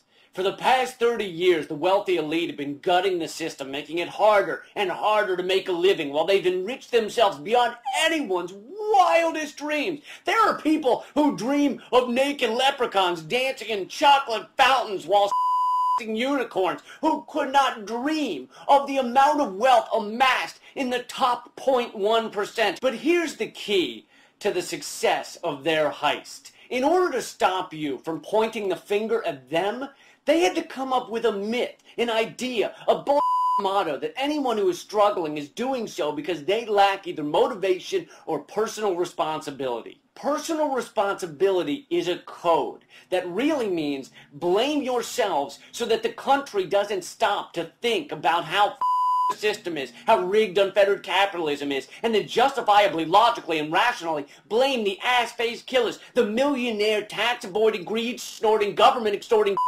who put us here and then turned around and blamed the victims. It's not your fault. You're struggling because they have pillaged the world. And if you blame yourself, it makes it that much easier for them to keep doing it. That's been your moment of clarity from LeeCamp.net. Some of the facts I just mentioned came from economist Richard Wolff. If you want to help Moment of Clarity continue, send this video around. Also check out the Kickstarter campaign that we just started. It only lasts 1 month. Click the link here or in the description. Thanks a lot. Keep fighting. No plans at all. Evil man's always transcending. Fighter like sheep, swallow everything. Always simpletons or pretending. The most important online radio station. It's easier than ever to listen to SoFlo. On the air and everywhere. On any computer, any mobile device, iPhone, iTouch, and anywhere you are, just hit SoFloRadio.com. Tell your friends about South Florida's radio network, SoFloRadio.com. I think there's something in my soul. It's in the cards, and we both know. Welcome back to Talking Left with me, Danielle and Shano. Special shout out to Lee Camp, comedian, activist extraordinaire, and congratulations on meeting his first Kickstarter goal. I think they still have a little way to go on their second goal, but it looks like we will all have the privilege of watching a full season of Moment of Clarity show. What we play here is just the podcast for anybody listening on the radio who may not be familiar. Well, there's a podcast of the show. These are just the Moment of Clarity little commentaries. I love that. Blaming the victim economically. Brilliant. Yeah. Brilliant, brilliant, brilliant. I'm totally stealing that. Yeah. Lee is seriously brilliant, and he doesn't just talk about things like this. He gets out there. He gets involved. He's been active with charity events and Occupy Wall Street, and he did a lot for BP relief after the disaster. You know, holding comedy events in which proceeds went to charities, and he really is an amazing individual. He joined us in Occuthon. I think that might have been when we first met him. I'm not sure if that was first, but it may have been. Yeah, I think it was. Yeah, but he really puts his money where his mouth is, and everybody should check out LeeCamp.net. He puts his time where his mouth is, too. Better stated. And, you know, give him a few bucks if you can to help out the Kickstarter campaign. This weekend marks the 3rd anniversary of the BP oil disaster. 4 million barrels estimated to have been unleashed on the Gulf. And BP, Transocean, Halliburton, and a few other corporations that not as many people may have heard of are finally facing some trials for their role in those disasters. Up until these trials, BP and the rest were still whining about how much money they may have to lay out as a responsibility of the havoc they created. But the first phase of the first trial has almost concluded. There's still some set statements and 60 days for BP, its co-defendants, and private parties to submit arguments to the judge, Carl Barbier, who is presiding over the events. But in the news of all the legal settlements, in the news of BP whining about the money involved and the costs of cleanup, some of us sometimes forget that there is still a lot of work ongoing in the Gulf region to repair estuaries and waterways, to help injured populations of various species try to recover from the toxic oil and dispersants that were used during the cleanup. And there's still an ongoing effort just to continue removing oil from beaches and sands and to try and bring back tourism to the area. No amount of money that BP can pay will bring back the 11 workers that passed away that day. No money can completely remove the oil, sludge, and toxic dispersants that were pumped into the water. No amount of money can bring back the thousands of animals, fish, mammals, dolphins, turtles, birds, and all the rest that perished because of the event. But there are groups that are still trying. Despite how much money they receive, despite the odds against them, they are out there working every day on an issue that many Americans have simply forgotten about. And in addition to BP still owing lots and lots of money to help with this effort, we need to start lending more time to groups like the Gulf Restoration Project, which we're going to be speaking with Dan Favre, who's the communications director, about the work they do and the time they spend and the effort that is still ongoing in the Gulf. I was wondering if Tony Hayward got his life back. I don't particularly care, yes. Well, actually, do you want an update? I would love an update. What is Tony Hayward up to? Tony Hayward was dropped by BP. We all knew that. But he actually just got a job last month.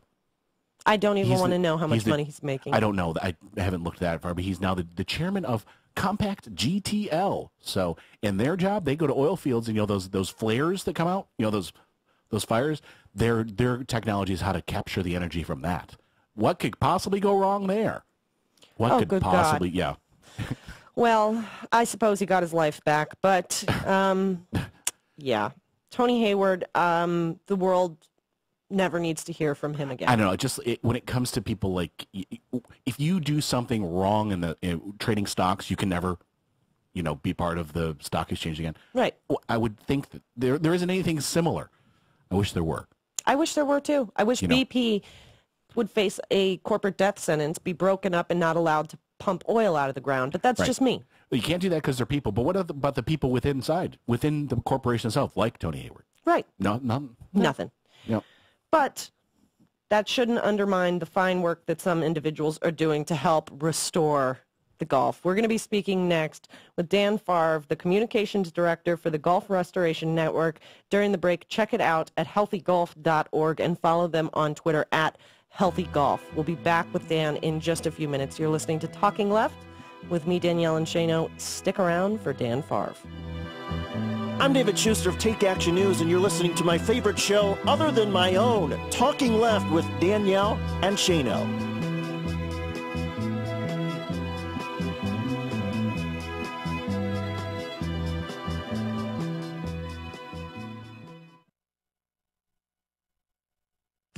This is Kimon Freeman. Earth's Day cometh, the 43rd year of this national focus on our globe. Should we weep or cheer? Both. The first step toward any recovery is admitting that we have a problem. In fact, beaucoup of them. For example, despite the squawking of profiteering polluters and professional deniers, our very atmosphere, without which everyone and everything is dead, is rapidly being degraded by our addiction to fossil fuels, literally altering Earth's climate in disastrous ways. Yet, as we burn, our policymakers fiddle. Let us fiddle with the tar sands in Alberta, Canada, they demand, uncaring about the vast amounts of ozone-destroying carbon that will be released by ripping open the boreal forest to get at the junk oil, or about the extra carbon dioxide contamination that will come from processing this especially toxic sludge. Also, let us fiddle with the earth itself by fracking deep underground shale to bring gas, oil, and ozone-depleting methane to the surface. Oh, and let us keep fiddling with the priceless ecology of America's ancient Appalachian mountains by exploding off the mountaintops, merely to make it cheaper for big coal to extract more ozone-killing ore. There are plenty of horrors to make you weep on this Earth Day, but tears don't bring change. That comes only from the determined effort of ordinary grassroots people to organize, strategize, and mobilize. The good news for our Earth and our own existence is that such people are on the move in every part of America. They're confronting the greedheads and boneheads, creating effective energy alternatives, forging fresh and sensible policies, lifting heads out of the sand, and producing the change we must have. This is Jim Hightower saying, that's what Earth Day is about. Don't weep, cheer the progress we've made, and join the movement for more. Need an antidote to the progressive blues? Want some good news about how grassroots folks are rebelling against the corporate powers and winning? Well, here's an easy-to-swallow pill for you, the Hightower Lowdown.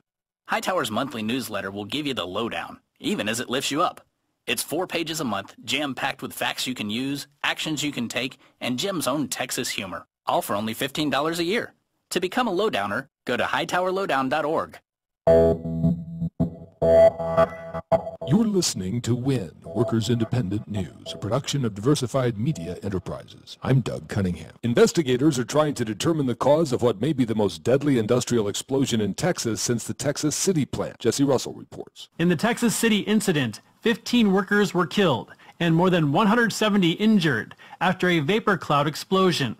Both external and internal investigations after the Texas City explosion found that the plant had failed to investigate or act upon 8 overflows of the plant's relief system between 1994 and 2004.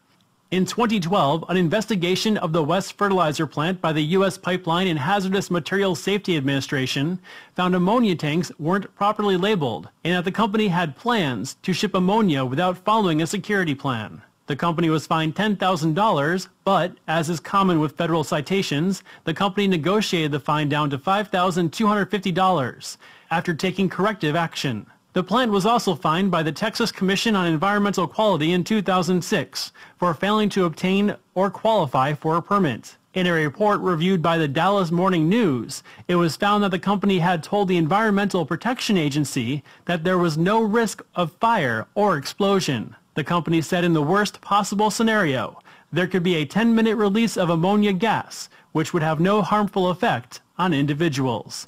If capitalism isn't working for you, you can always join the growing workers' co-op movement. Historian, activist, and author Gar Alperovitz, in his book What Then Must We Do, takes a look at the growing worker co-ops movement and the serious system changing that's possible when workers come together to create their own economic alternatives. What's happening, mainly because the pain levels are growing so much, unemployment and difficulties around the country, people are setting up all kinds of co-ops, worker-owned companies, public banks, trying to move money to credit unions. There's a whole underground activity of democracy in action in the economy. Alperovitz says some labor unions are embracing the worker co-op model. The steelworkers, for instance, are advocating and helping set up co-ops and worker-owned companies, too. And that's a new development. In the 19th century, the Knights of Labor were doing that. But now steelworkers are doing it, and so is SEIU. We're beginning to see a trend as, labor is beginning to look at creative new directions in ownership, too. Families USA Executive Director Ron Pollock says with enrollment coming up in October for the Affordable Care Act's health exchanges, working middle-class people will begin getting tax credits to subsidize health insurance premiums. The exchanges are being set up to make insurance more affordable for people who don't get it through their employers. And these are very substantial tax credit subsidies. They will be in the thousands of dollars, and it is designed to reduce the out-of-pocket cost burden that people and families have purchasing health insurance.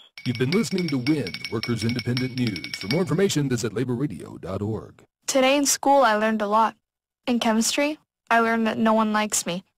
In biology, I learned that I'm fat and stupid. In English, I learned that I'm disgusting. And in gym, I learned that I'm pathetic and a joke. The only thing I didn't learn in school today is why no one ever helps. Kids witness bullying every day. They want to help, but they don't know how. Teach them how to stop bullying and be more than a bystander at stopbullying.gov. A message from the Ad Council.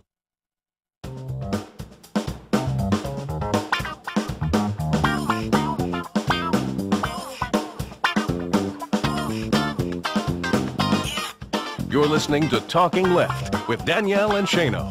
Welcome back to Talking Left with me, Danielle and Shano. Thank you wherever you're checking us out. SoFlo Radio, Progressive Blend Radio, of course, on the podcast or on YouTube or our home sweet home, 1480 AM, We Act Radio in Washington, D.C. This week marked the 3rd anniversary of the BP oil disaster, and joining us now is Dan Favor, the Communications Director for the Gulf Restoration Network. You can check it out at healthygulf.org and follow along on Twitter at healthygulf. Dan, thank you so much for taking time with us. Yeah, thank you so much for having me. Well, we are honored to speak with you. We've covered the BP disaster a lot and the ongoing story, the legal battle, the effects on the Gulf throughout the past 3 years. But tell us a little bit about the Gulf Restoration Network and the work that your organization is doing down in the areas most affected. Yeah, so the Gulf Restoration Network is an environmental advocacy organization, and we have since 1994 really focused on protecting and restoring the natural resources of the Gulf of Mexico, especially the waters, the rivers and streams that are flowing into the Gulf, the coastal areas, everything from the beaches of the Gulf Coast of Florida to the wetlands in Louisiana, and of course then the deep waters of the Gulf as well. And we really focus on uniting and empowering people to become part of the process of protecting and restoring the environment here. That is often the most difficult and the most important thing to do is show people how they can get involved and let them know that their work and their opinion and their voices matter, and I salute you for doing that. It's been 3 years since the disaster. In your opinion, how much of the Gulf is really restored and how much work still remains to be done? I mean, is this something that it can never be back as it was, or do you feel like it's pretty much making a full comeback? Yeah, 3 years after this disaster began, and it continues today. BP's oil is still in the marsh. It's still on the Louisiana's coast. There's over 200 miles, or about 200 miles of coastline that are still impacted by the oil. There are huge tar mats that are being excavated, even in Alabama and Florida still. Down in Louisiana's wetlands, where really the oil was most dense when it was coming ashore, there continues to be tar balls. Just last week, one of our staff people was out running around on Elmer's Island in Louisiana and found all over the place just thousands and thousands of tar balls. And while they're clearly not as toxic as those brown waves of crude oil that were washing ashore in the summer of 2010, there still is toxicity involved with those tar balls. And then, of course, just the mess that they've made. BP has yet to fully clean up their mess, and there still is a ton of restoration that remains. And I don't think we'll ever be able to make the Gulf exactly the way it was April 19th, 2010. I think that there is damage that can't be undone. But the Gulf was really actually in a state of crisis even before the BP disaster. In Louisiana, we've been losing a football field worth of wetlands every hour for the last 8 decades or so. Wow. Right, and so there is certainly some stuff that we can do using BP's fines and the Clean Water Act fines that they'll have to pay to help restore the Gulf. Will it look the same as it did before? No, but we can really start to help the wildlife and ecosystems and communities that rely on the natural resources here to really start to bounce back. But as of yet, we haven't seen it as much as we'd like. Well, and I was afraid that was going to be your answer. As far as the wildlife and fish species, dolphins, birds, the whole spectrum, are there still really large portions of species that have not returned or have not made a recovery in the Gulf? So we didn't see any species really get wiped out during the height of the disaster, but now we're really looking at these sublethal impacts. Right? Over time, how the toxicity they experience and the changes that might have happened to their DNA, things like that, what does that do a few generations? In the case of shrimp, it's every year, so a few generations. Or in some other species, we don't know. For the bluefin tuna, for instance, right? They start out as these little tiny larvae and over years develop into these giant 1,000-pound fish that can swim 55 miles an hour underwater and really just majestic, glorious creatures. But we're still not sure what the oil that was in their spawning grounds at the height of spawning season in 2010, what that's going to mean for that class of bluefin tuna. The science is still being done. And I think one of the clearest signs that we have is unfortunately the dolphins. Yeah. We've had over 100 dolphins wash up dead ashore this year since January 1, 2013, which is about 4 times the normal rate. And this is a continuation of what is called an unusual mortality event that's been happening since the disaster. So there certainly are impacts that the wildlife are still experiencing, and the science is really working to document that, but it takes time, and I think that it's going to be a while before we know the severity of the impacts. You know, in Alaska, in the aftermath of the Exxon Valdez, it was after 4 years that the herring fishery, which was the main commercial fishery there, collapsed, and it's yet to recover 24 years later. It definitely gives you the feeling of a heavy heart to hear what's still going on there. I know we have listeners that 3 years after still are very fearful about eating any seafood from the Gulf or swimming in the water or, just interacting too much with substances from the Gulf. What's your opinion on that? Is that perhaps overreaction, or is that maybe a safe mentality? Yeah, it's a really tough question when it comes to the safety of seafood, because the FDA has been testing. There's been testing going on that shows that things are generally safe to eat Gulf shrimp, for instance. And there's some people have issues with the methodology, and I think the biggest thing for those of us who live down here on the Gulf Coast is the amount that they assume people are eating. I think it's something like 4 shrimp a week or something like that, right? Yeah, they don't know people who live along the coast then. Exactly. So I think, in D.C. or Chicago, if you're eating some shrimp that comes from the Gulf every once in a while, it doesn't seem like it's an issue. I think it becomes more problematic when you look at these communities that subsist on seafood that is coming from the Gulf, or even just, in New Orleans where I live. I mean, it's you order one po' boy and there's 30 shrimp on it, and so this idea of like 4 shrimp a week is just off base in that sense. So, I think it's a very personal decision. It's tough to say. There isn't enough information out there about the safety. I've sort of cut back a little bit myself, but I still eat seafood, and I know a lot of fishermen out there still eating it, and then there's other ones who won't let their families eat it. So I think that unfortunately I don't have a clear answer to that. There's still a lot of uncertainty around it.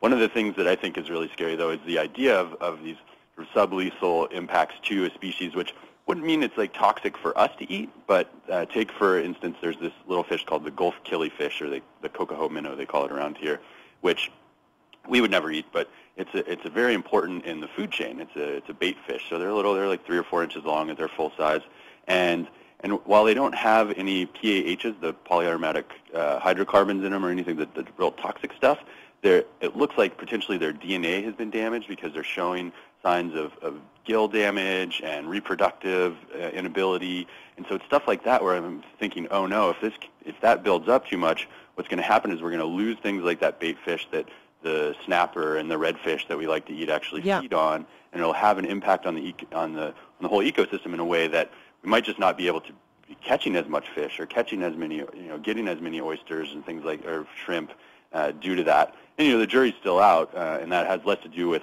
the health impacts on humans, but just whether or not there's actually enough of it there to catch. And so far, fingers crossed, it's looking all right. But like I said, I don't think we're out of the woods yet. Yeah, certainly. And as far as BP's response, do you think that the communities and organizations like yours have gotten adequate assistance from BP, or have you guys really been on your own in all of this important effort? Yeah, I mean, I think that BP's response has just lacked across the board in many, many ways. It's not to say that they haven't put a lot of resources into it. They'll mention that, but I think that BP's slick PR campaign with TV commercials that are airing all over the nation telling everyone how great the Gulf is just completely disingenuous and doesn't match with the reality on the ground here. And BP still has a lot of work to do to actually clean up the mess, just in terms of the oil and the tar mats that are out there still. Every hurricane season, a tropical storm is going to come through, and we're going to see oil get churned up for years to come. And I think that BP needs to stay on the hook for that. They need to clean it up. And then I think it's really coming down to the legal battles, right, and the restoration and the fines that they need to pay. And while you have them putting a happy face on things and getting out there in the public saying how they're going to make it right, in the courtroom and behind closed doors, they're doing everything within their power to limit their liability and reduce the amount of money that they have to pay, which is really sad because most of those dollars that they're going to end up paying in Clean Water Act fines and under the Oil Pollution Act are actually going to go to restoring the Gulf and restoring the damage that's been done. And it equates to less than a year's profit for BP. Everything, if you added everything that they've been on the hook for so far, it's less than 1 year's profit for that company. And to think that they're not willing to contribute that to restore our entire environment is really obscene. Just to remind everybody, we just have a couple more minutes left. We're speaking with Dan Favor, the communications director of the Gulf Restoration Network. Check it out at healthygulf.org. Dan, with you there on the ground doing the important work and everybody that you work with, how do listeners get involved, especially maybe people who aren't in the area, who aren't on the coastline, who weren't personally impacted by one of these, the disaster in one of these states? How do they help with the ongoing effort in the Gulf? Yeah, thank you so much for asking that question, because I think that this is really the key, is that we have to keep the public pressure on BP. We have to keep asking our government to hold BP accountable. Right now, a lot of the legal ability to push BP to do what's right is actually in the Department of Justice's hands or in the federal government's hands and the states of the Gulf Coast. And so I think the most important part is staying engaged, right, and really keeping up to date on what's going on. So it's great to come on your show and talk and be able to relay this message to folks. And really, though, I want people to hear this and take it and mention it to their neighbor and really keep things moving along, and that the way that BP will actually be held accountable is if we demand it. And so then more specifically, clearly, I think there's stuff folks can do. I'd love to have people go to our website at healthygulf.org, and we've got some great videos that will give a little more in-depth background on what's going on and some of the solutions that we have out there, and do the good, online petitions to click and send off letters to Congress and to BP, and then that'll help stay engaged as well. You can become part of our online network, and we'll let you know whenever there are actions to take. And it's everything from the simple clicks of the mouse to eventually building up and going to visit your senator's office and let them know that you're still paying attention to this. And that's just as important here in Louisiana as it is, or it's equally important to do that in Idaho and New York, and make sure that throughout the nation our decision makers and elected officials are staying focused on the Gulf and making sure that we're getting down here in the Gulf region everything that we need for restoration. And then, there's still stuff to do down here. For instance, just yesterday on the actual day of the third memorial, we had a great demonstration in the French Quarter right near Jackson Square, where 75 folks or so came out to visually represent some of the big numbers from this ongoing disaster. The 11 men who died, the 200 miles of coastline that are still oiled, only 7% of the promised $1 billion in early restoration that BP promised on the first memorial to pay by the third memorial. Of that $1 billion, only 7% to this day has actually been paid out by BP towards projects to restore the Gulf. So that number is astounding. It's one that we've just been totally aghast about, for the last year or so, and it hasn't gone up since there's only been 2 rounds of funding for that through that process.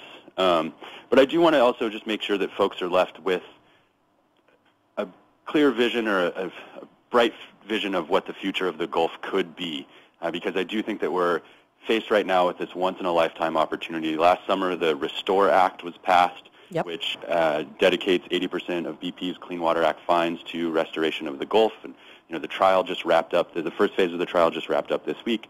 We still don't know how much BP needs to pay. I think the evidence points to gross negligence, so that would be the high realm, around $17-18 billion under the Clean Water Act. And then that money, 80% of that money will be coming down to the Gulf. So there's this incredible opportunity to jumpstart some of the restoration projects that we've needed here for decades. And that could be just really interesting. I mentioned Louisiana loses a football field of wetlands every hour. Well, there are ideas and solutions of how to fix that, putting the Mississippi River back to work and really using the dirt and water that's coming down the Mississippi right now that's levied in. We can build gates in the levees, these river diversions that rebuild the wetlands. They're just really expensive, so they haven't happened yet. But now there might be money for those types of projects. There might be money that could help fishermen change the type of fishing gear they're using so they catch fewer bluefin tuna on accident when they're out there fishing for yellowfin tuna. There really are some great projects, and now we just need to make sure that BP pays, and then we'll be watchdogging that money, and we need the public's help in following that money to ensure that it actually ends up going to effective science-based restoration projects. Well, Dan, everything there sounds amazing, and that was a major reason why I asked somebody from your organization, the Gulf Restoration Network, to come on and join us today, because of all the interactive ways you've connected with people online, and there's great pictures and videos of the events you guys do.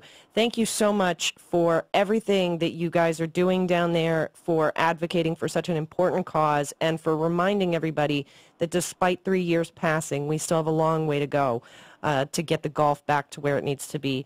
I really appreciate you taking time with us today. Yeah, thank you so much for keeping the story alive, and it's been a pleasure speaking with you. Absolutely. Dan Favor, everybody, Communications Director for the Gulf Restoration Network. You can check it out at healthygulf.org. Follow along on Twitter at healthygulf. And, of course, all those links will be up with our blog post after the show.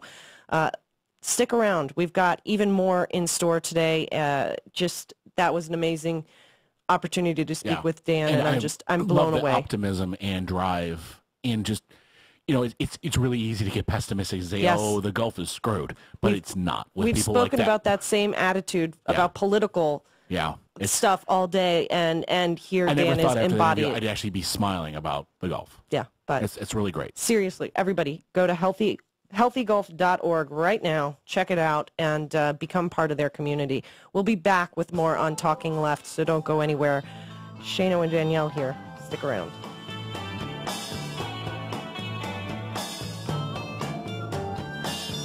Everyone expected just a piece of fluff, but we wanted to do something important. Issue stuff. It's Talking Left with Danielle and Shano.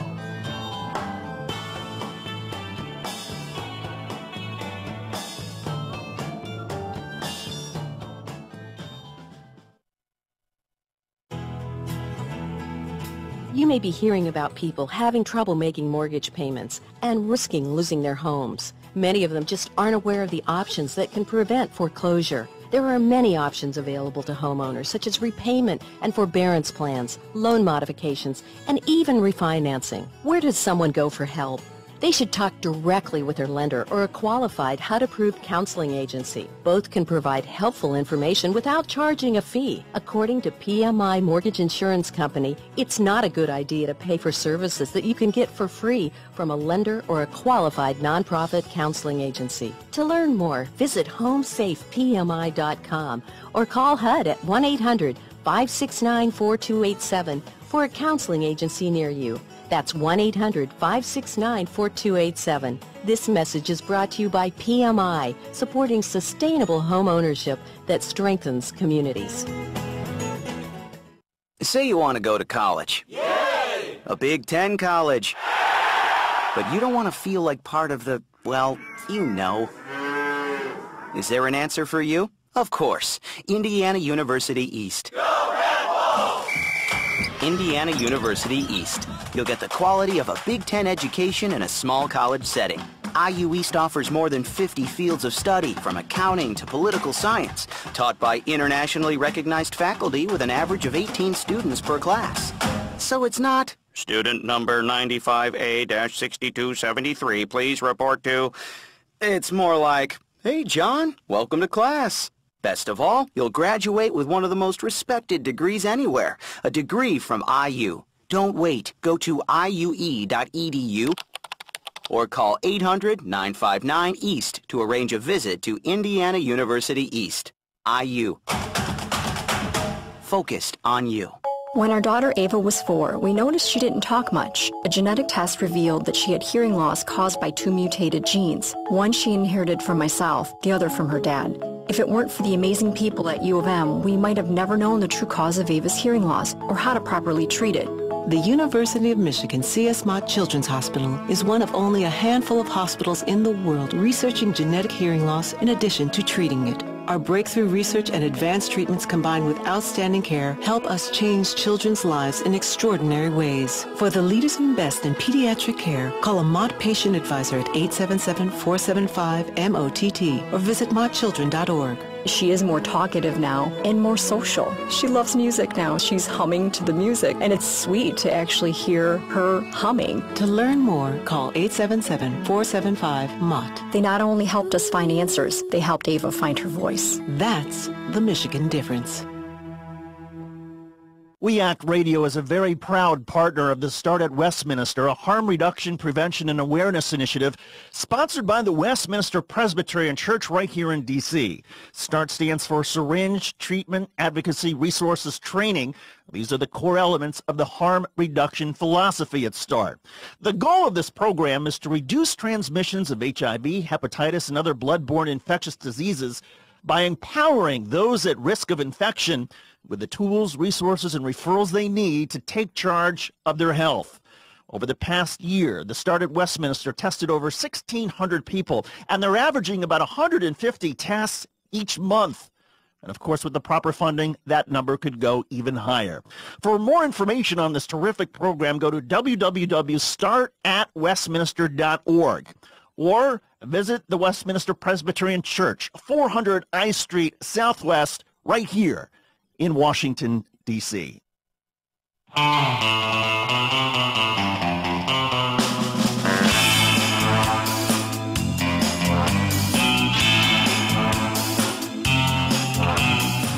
You're listening to Talking Left with Danielle and Shano.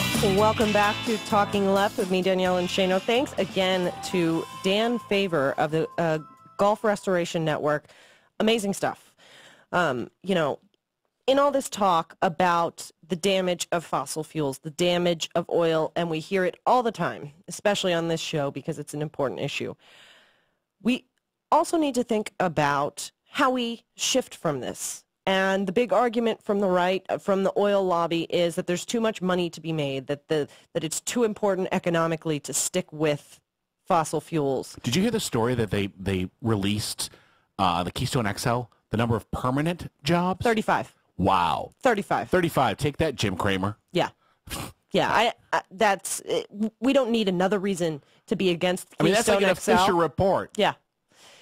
Wow. But Portugal this year proved that renewable energy isn't just better for the environment, it's also economically sound. That nation, the entire nation of Portugal, produced 70% of its electricity through renewable sources in 2013 so far. 70%. And not only did they account for 70% of their energy, but renewable sources generated so much energy that Portugal actually exported electricity to other nations surrounding, and they sold off their carbon credits that is given to them, allotted to them, but from the EU. So not only did they save money and the environment using renewable sources, but they made money from it. Renewable energy isn't just good science. It's not just good for the environment. It can be profitable. It can be. The problem is it can't be profitable for big oil companies. Exactly. I mean, it could be if they were Cry me a river. Yeah. Well, the thing is they bird in the hand with them. Right. You know, or a bunch of gooey, cruddy, black stuff all over your hand versus. The fact is, the world is changing. You know, we are agreeing internationally to try and limit, the carbon released into this world. It's going to happen. So the sooner that big companies and big oil start realizing that and start investing in green energy, the better off this planet will be. And hey, I don't mind if they make a few bucks doing it. That's my take. So we are coming back in just a few minutes with the one and only Jacob Dean, host of Filter Free Radio. He is awesome. He's going to be co-hosting with us for a full hour, and he's running for a DFA scholarship to attend Netroots. So go over to nn13.democracyforamerica.com and vote for him during this break. We'll be right back here on Talking Left with co-host Jacob Dean. Stick around.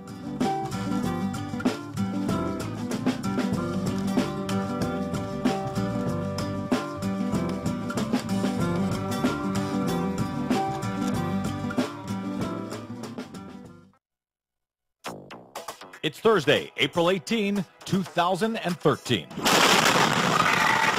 Oh, you okay? You okay? I can't hear. Come here. I can't hear. Get out of here. Please get out of here. Oh, my God. Deadly fertilizer plant explosion slammed Central Texas town. Fire trucks getting stuck. They had viaducts, low-lying areas filling up with water. Flooding and sinkholes in Chicago. Plus, this land grab scheme is an extortionist racket and should be outlawed.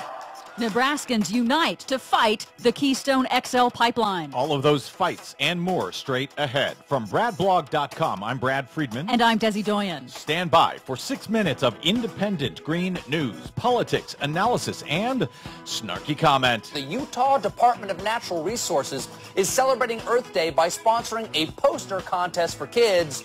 The theme, where would we be without oil, gas, and mining? Way to go, Utah. It makes perfect sense. It's the same way we celebrate President's Day by having kids dress up like John Wilkes Booth. This is your Green News Report.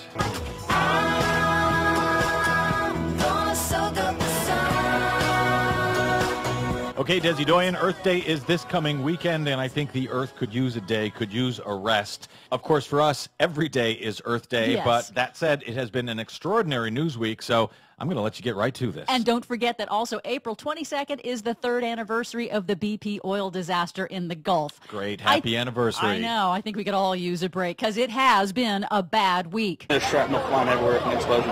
Worst thing I've ever seen in my life. A fertilizer mixing plant that exploded in the tiny town of West, just north of Waco in Texas on Wednesday evening, appears so far to be an industrial accident. As of airtime, authorities believe 5 to 15 people are dead, and that number is expected to rise. Over 170 people injured in the explosion. They're still searching for survivors, and the federal U.S. Chemical Safety Board is now investigating. Questions are arising as to why thousands of tons of highly explosive anhydrous ammonia were allowed to be stored within 300 feet of residences, schools, and a nursing home. When we got to the retirement home, it was complete chaotic.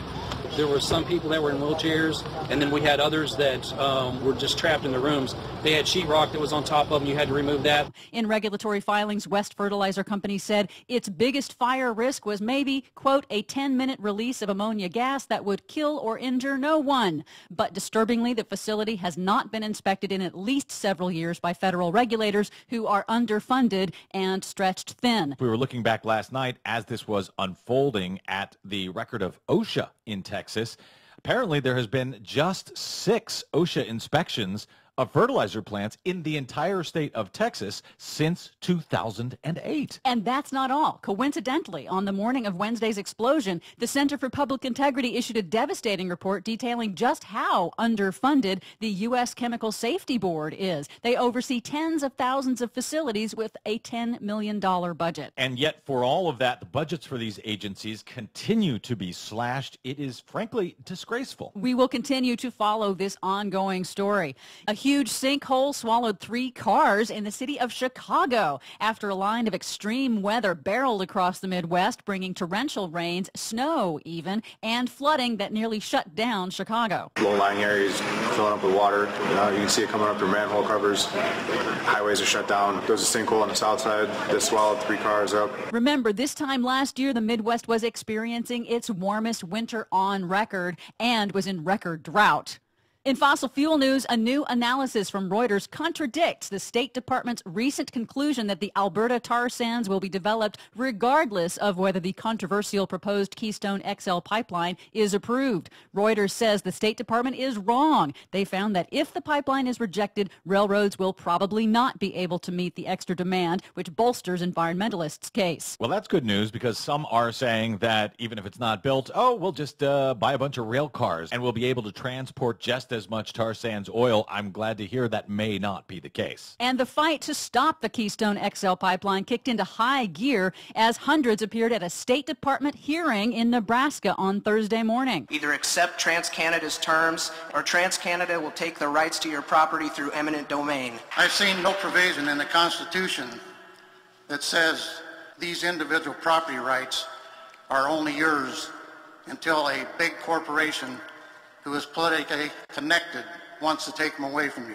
Ranchers, residents, and Native American tribes outnumbered union members and oil industry representatives at the hearing. They were telling the State Department to reject the pipeline going over their lands. The Keystone Export Pipeline is not in the national interest, and it is most certainly not in Nebraska's interest. And of course, the American Petroleum Institute was on hand to disagree. We believe KXL is in the best interest of America, will help ensure our long-term energy security, and create thousands of good-paying American jobs. Of course, almost none of that is true. For much more on all of these developing stories, please see our website, greennews.bradblog.com. While you're there, please consider a donation to help sponsor the Green News Report so we can keep bringing you the truth you won't hear anywhere else over the public airwaves. From bradblog.com, I'm Brad Friedman. And I'm Desi Doyen. Happy Earth Day weekend, America. This has been your Green News Report. Good day, sunshine. Good day, sunshine. Good day, sunshine. Good day, sunshine. Good day, sunshine.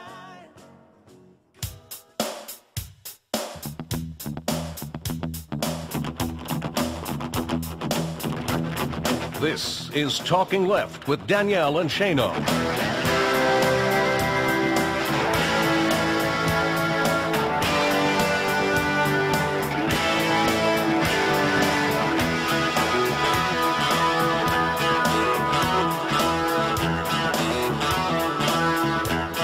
Jacob Dean, our associate producer emeritus, is competing for a DFA scholarship to attend Netroots Nation 2013. Please take a second and vote for Jacob at nn13.democracyforamerica.com. Welcome back to Talking Left with me, Danielle and double assigned. I messed it up. Obviously, Jacob Dean is co-hosting the next hour of Talking Left with us. He is the host of Filter Free Radio. You can check it out at filterfreeradio.com. Let me play it again. And yes, this is for him. Jacob Dean, our associate producer emeritus, is competing for a DFA scholarship to attend Netroots Nation 2013. Please take a second and vote for Jacob at nn13.democracyforamerica.com. Welcome, Jacob. Wow, how do you follow that? Speechless. Thank you, guys. Like, honestly, I'm so happy to get to talk to you and to say thank you personally. Before you guys, like, totally jumped, in the driver's seat and got a ton of people over there and Tom and everything, I was sitting, like, 14th. And as soon as you guys posted the stuff and Tom made the announcement, I was in first place for a minute. I'm in third right now, and I'm speechless. Thank you. Well, there is no such thing as too much Jacob Dean, and everybody, that's why we wanted you for the full hour today. And Jacob, we went last year, and I remember even saying this, Jacob should be here. Yeah. It is perfect for your personality. It's perfect for your drive, your optimism, and your skills. I mean, we're going to figure out a way to get you there, and you're going to have a fantastic job and make a great impact. If there was a prom king of Netroots Nation, it will be you. Just saying. Mr. Congeniality. Yes, Mr. Congeniality. That's better stated. Oh, man, talk about the pressure. No pressure. The thing is, I've never been to a convention like this. Usually I've been, working or not able to attend or what have you. And this is just a blast to have an opportunity to do this, let alone be kind of in the driver's seat and progressing so far already. I mean, there's like 500 and some odd people who've already voted, and I'm just speechless. The support has been phenomenal already, and we've got a couple weeks to go. So to back up for anybody who is listening on the radio or downloading the iTunes podcast who may not be familiar with Jacob Dean, he, in addition to being, as I said, the host of Filter Free Radio, he is also the former producer for Tom Hartman, and he is perhaps the nicest person. Producer emeritus. Producer emeritus. Thank you. Because that means that I get to call him day or night and say, Jacob, how do I do this? But he is also one of the nicest, most wonderful people in the entire world, and he just deserves this more than anybody I know. He is running for a Democracy for America scholarship to attend Netroots Nation, and if you are listening, all you need to do is go over and click vote and support him, and then share it with your friends, because seriously, he will be an asset to Netroots. Jacob, what's going on with Filter Free Radio this week? Any news you want to share? Oh, yeah. Scott and I are back in action. Oh, sorry about that. Scott and I are back in action both Monday and Wednesday nights for a few more weeks this month, which is nice. Got the windows open, and we kind of focused on Wednesday talking about real concrete activism, actually showing up and getting active and participating, and of course talking about it, but also being about it and showing up and doing it. And this is why I'm really kind of pushing to do Netroots Nation this year.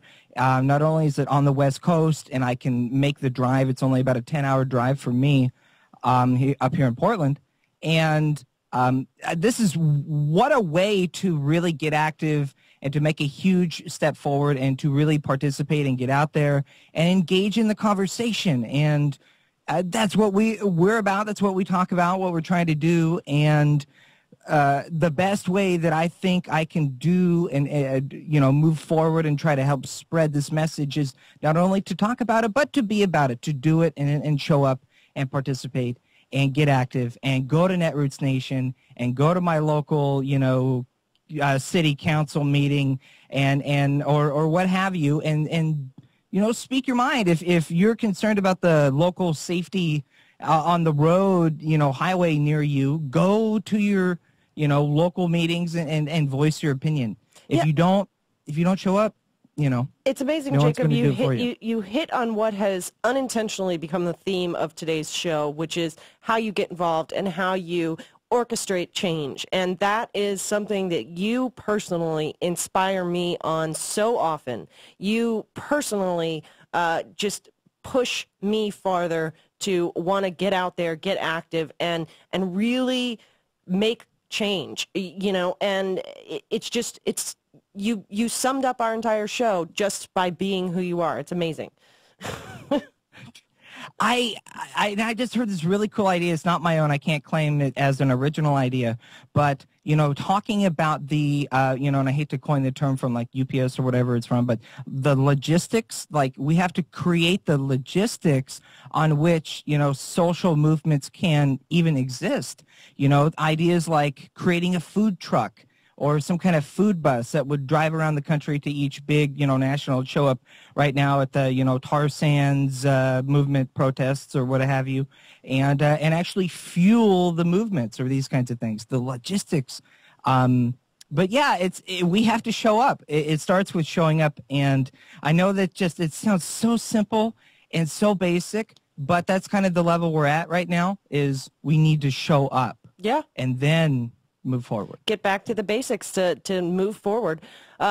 We normally do our news stories at the beginning of the show, but with all the news about Boston, we wanted to play an interview we did with Ray Mederios at the beginning of today's show. So I was hoping, Jacob, that you would help me cover the news today, if you'd be so inclined.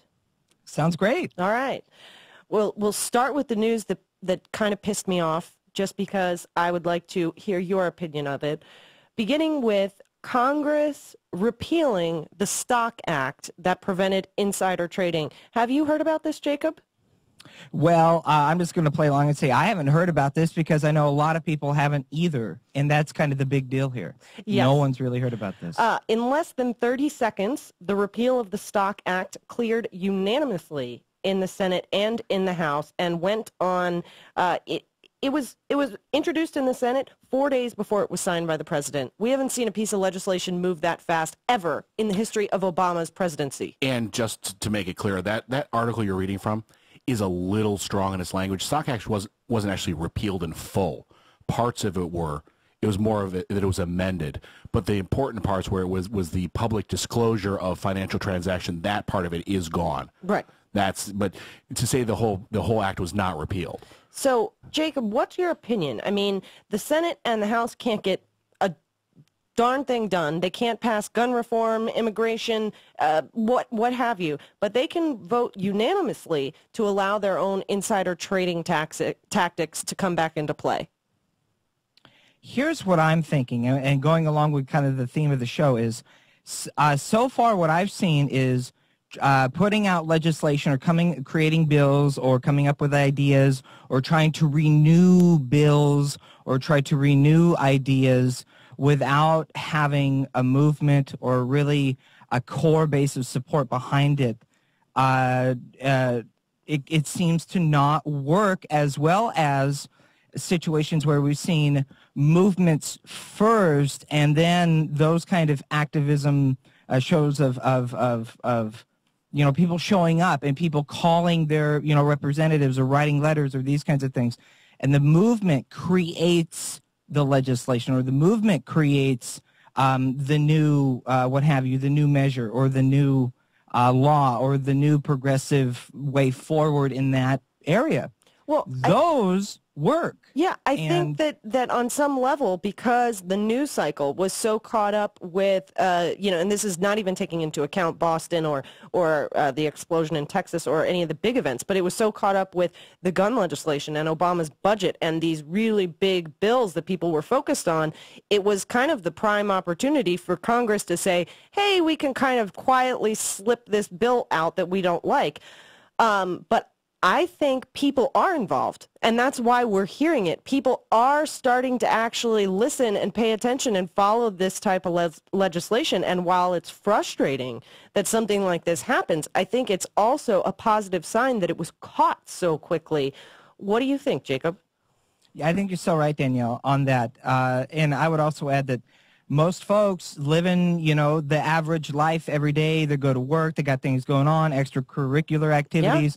Yeah. Most people can't afford to dedicate that much energy and time and focus on issues in the news, let alone maybe 2 or 3 different issues going on at the same time. You've got the Boston thing, you've got the Texas thing, you've got, all these different things. And by the way, the Stock Act, I'm already...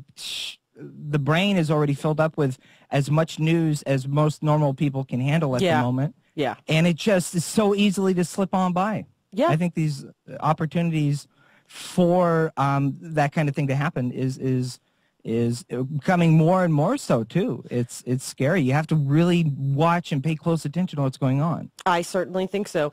We have several more news stories to cover, but we're going to run to just a quick break. We have Jacob Dean with us here for the whole hour because we're that lucky and special, and we're going to be talking to him more about all the news going on that you may have missed. So don't go anywhere. You're listening to Talking Left with me, Danielle and Shano, and our special co-host, Jacob Dean. Go vote for him on democracyforamerica.com right now. Go do it. We'll be right back.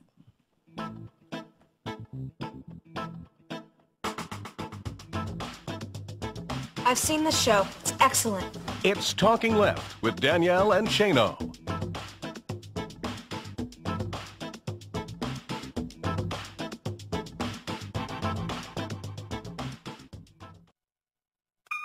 Hi, this is Brad Friedman, your friendly citizen investigative blogger, journalist, troublemaker, muckraker, and all-around swell fellow from bradblog.com. Join me for the Bradcast every Wednesday from 3 to 4 p.m. 1 hour of troublemaking and muckraking ripped from the pages of bradblog.com and sometimes from the dark recesses of my mind. We'll have investigative interviews with newsmakers, we'll call out the liars, frauds, and phonies, and we'll even give kudos to the good guys if we can find any. Stories you won't hear anywhere else. We'll report on politics, elections, election reform, mainstream corporate media failure, media reform, global warming denialism, and everything before, during, and after. Join me for the Bradcast every Wednesday, now a full hour, 3 to 4 p.m., right here on Pacifica Radio's KPFK and coast to coast and around the globe on kpfk.org.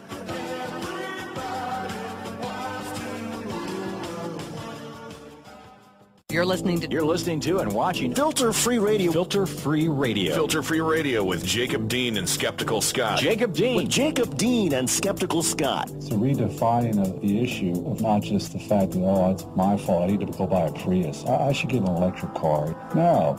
It's my fault for not stopping car culture as a whole. We don't need cars. I should have far greater technology right now than the internal combustion engine. It's a 100-year-old technology. Where is my jetpack? Exactly. But you get the point. The issue is far larger than just recycling or driving a hybrid. It's stopping the manufacturing of these systems, these industries. They need to stop. You know, we will never have national health care guaranteed as a right for all as long as we have insurance companies that make money off of us. So the insurance companies need to go away. We don't need insurance companies. We need health care. You know, it's the whole health insurance reform. What a lie that is, because we need health care reform. And the list goes on. So it's redefine the issue and redefine the argument. FilterFreeRadio.com. Would you like to secure stable employment, affordable, high-quality child care, or an opportunity to serve your community through meaningful volunteer and internship experiences? If so, UPO is the place for you. Hello, I'm Andrea Thomas, Vice President of Administration and Chief of Staff for UPO. As the Community Action Agency for Washington, D.C., UPO has proudly served the residents of Washington for the past 50 years. Annually, we impact the lives of nearly 100,000 Washingtonians, 100,000 people advancing their education, securing employment, maintaining housing stability, and investing in their communities through volunteerism. Our vision is a Washington of thriving communities and self-sufficient residents. To learn more about our services and how you can partner with us or donate, visit us at www.upo.org. UPO, where we are uniting people with opportunities. Hi, this is Tim Cormall from The Tim Cormall Show. Join me and my guests most weeks for a progressive roundtable discussion about politics, news, and other fun topics. We laugh a lot about the hilarious antics of the right-wing nutjobs, as well as have serious discussions about issues affecting all of our lives. You can check out The Tim Cormall Show at timcormall.com, and you can subscribe to the show for free in iTunes by searching for The Tim Cormall Show. You can also follow me on Twitter at twitter.com/TimCormall. That's CORRIMAL. So come on over and join in the fun at timcormall.com. Hey! Are you living in a progressive talk void? If so, be sure to visit leftwingradiostations.com. The state-by-state listing is a quick and easy way to find any left-wing talk radio station across America, from sea to shining sea.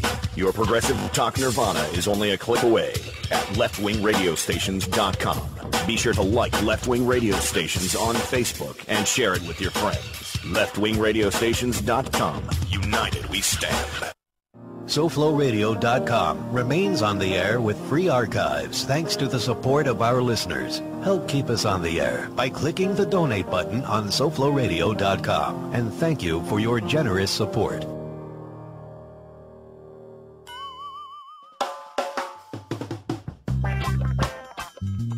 Jacob Dean, our Associate Producer Emeritus, is competing for a DFA scholarship to attend Netroots Nation 2013.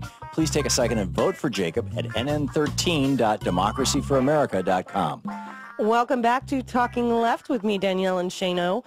And Jacob Dean is not our Associate Producer Emeritus, but we love him so much we wanted to play that so that you go and vote for him to win the Democracy for America scholarship to attend Netroots Nation 2013. Jacob Dean is with us for the full hour co-hosting. He is also the host of Filter Free Radio. You can check it out at filterfreeradio.com. Follow along on Twitter at Filter Free Radio.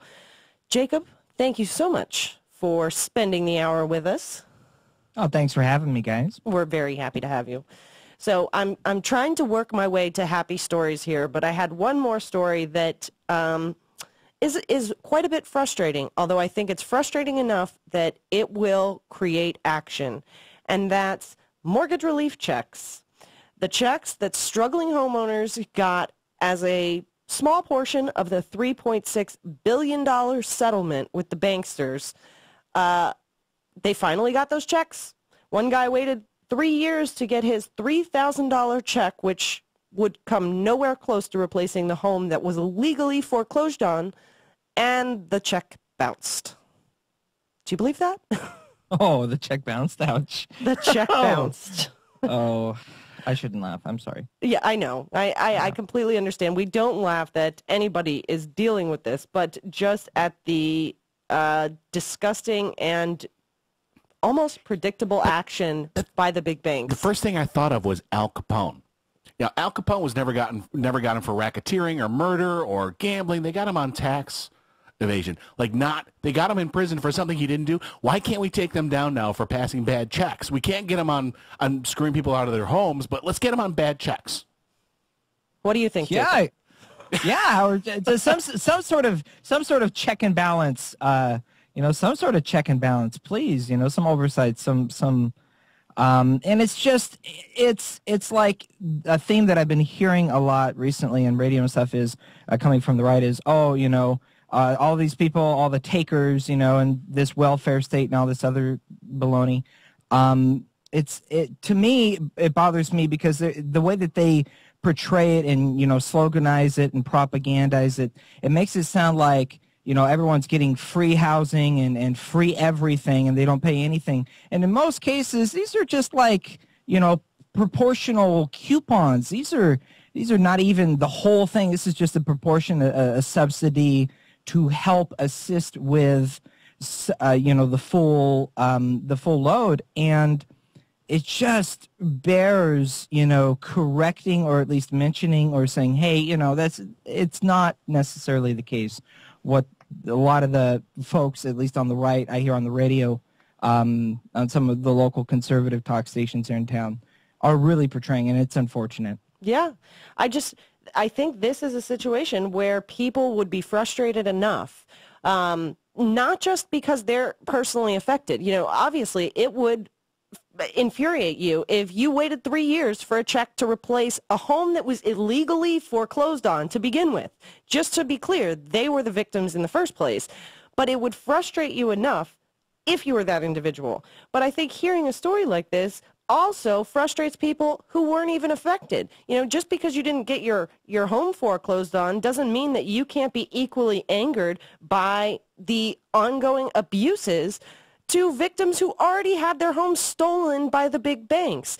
Isn't this the perfect example of a story that people can get behind and get active about, even if it doesn't affect them? Oh, absolutely. And there was another instance of the disabled veteran who was in a court battle over his wrongfully foreclosed beach home. I forget, his name was like Larry DeLoss, and it was in California, I remember. And just recently, maybe 4 or 5 months ago, and he was dealing with Wells Fargo, and something happened where his neighbor was back due on some taxes, and Wells Fargo or whoever the bank was made a mistake and actually went after this fellow who was actually not only current, but he had paid in advance for like the next year or so, and they just made a clerical mistake, went after this guy. Long story short, he's in this court battle for a couple years, and he ends up dying in court during this like 3-year-long battle against the bank for foreclosing on him.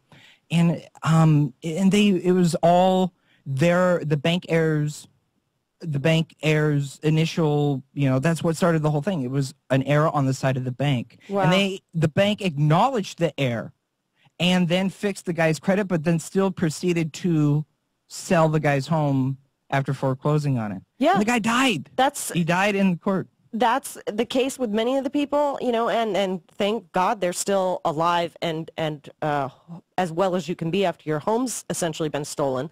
But that's the case in many of the stories in this article, are people whose homes were never back due on rent or mortgage payments, rather, who were never back due. It was clerical errors or rushed paperwork or mistakes on the bank parts, and their homes were taken from them.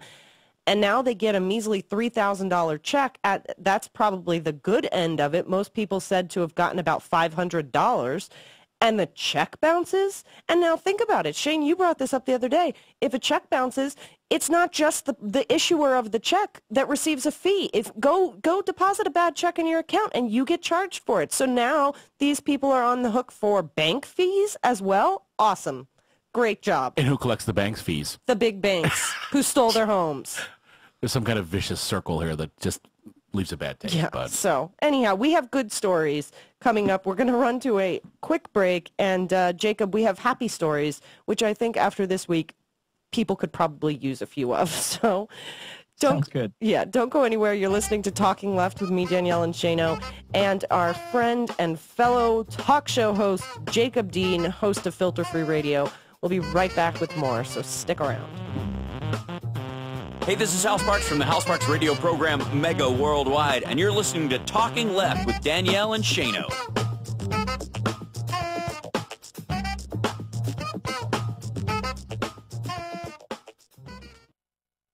Imagine net zero. That's the wonky phrase attached to an elegant idea, namely converting communities to total renewable energy, complete recycling, and a culture of conservation to bring humankind's carbon footprint into a sustainable balance with a healthy Earth. Now, imagine the least likely place you'd expect this ideal to take root and even flourish. How about an Army base? In Texas, no less. Astonishingly, America's net zero future is being pioneered at Fort Bliss, a sprawling military base of 35,000 soldiers in El Paso. The post already has a 1.4 megawatt solar array and has placed rooftop solar panels on all base housing, generating 13.4 megawatts of energy. And it's in partnership with El Paso Electric to add a 200-acre, 20-megawatt solar farm by 2015. It also has a plan to convert post-waste into energy, is engaged in wind power, geothermal, and conservation projects, is promoting energy-efficient vehicles, and is building bicycle lanes. The Army. Who knew they cared? Bliss's rank-and-file soldiers, as well as the brass, are committed to achieving the goal of net zero by 2018, meaning the base will generate all the energy it uses and do it with renewables. Adding to the effort, the troops have planted nearly 15,000 trees and have become converts to recycling. To encourage the latter, the base commander, General Dana Petard, has put the $1 million a year revenue from recycling into skating parks, exercise facilities, and other morale-boosting recreation projects. It's fostering a conservation culture, hoping that the soldiers will take it with them when they go on. This is Jim Hightower saying there's hope for the Earth when even the Army begins to change. If you like these feisty pops of populism that Hightower zings out on the airwaves, check out the Hightower Lowdown. Jim's monthly newsletter provides the in-depth lowdown on what the greed heads of Wall Street and the boneheads of Washington are doing to us behind the scenes. With Hightower's saucy Texas humor and truth-telling populist perspective, the lowdown literally can lift you up. And get this, you can have the lowdown delivered to your mailbox or email each month for only $15 a year. Yes, 12 issues, only $15. Check it out, hightowerlowdown.org. You're listening to WIN, the Workers' Independent News Service. I'm Jesse Russell. April 16th was National Library Workers Day, and AFSCME, which represents 25,000 library workers nationwide, held celebrations, including one on the steps of the downtown library in New Haven, Connecticut. WIN's Melinda Tuhus reports. AFSCME represents 40 workers in the New Haven system. Librarian Bill Armstrong mentioned some of the things the library can do for patrons. We can help you find out how to bake a cake, fix your car, and play the guitar. In short, we help you do the things you want and need to do to improve and enrich your lives, and if we can't, we'll find someone for you who can. The last comment may have been a reference to 4 Connecticut librarians' courageous refusal to honor the conditions of a national security letter sent out during the Bush administration, which demanded that librarians turn over information on patrons' library use as part of the war on terror and not reveal their actions to anyone on pain of prosecution. They were eventually vindicated and not prosecuted. Others spoke of all the cultural and educational programming that's available at the main location and at the city's 4 branch libraries. Things like reading hour for babies, English classes for immigrants, computer instruction, and help with job searches. 10-year-old Alejandro Lopez also spoke in praise of librarians. He said his mom has been bringing him to the library for years because his whole family loves to read. In the Fairhaven Library, she can get her books in Spanish, and I get my fiction and nonfiction books and movies. The staff there is always friendly and helpful. As budget cuts come and go, library hours have been cut back and workers laid off. Many residents say libraries should be the last thing to be cut, since they serve such a fundamental role in the life of a democracy, and since patrons tend toward those of lower income who have less access to computers. Melissa Canham Klein said she became a librarian because of the wonderful staff she met at her branch library. She began as a volunteer, then a part-time worker. I started at the very lowest level of the library, and my brothers and sisters of locals 31, 44, and 884, they took me from that lowest level on up. They believed in me. They taught me the skills I need.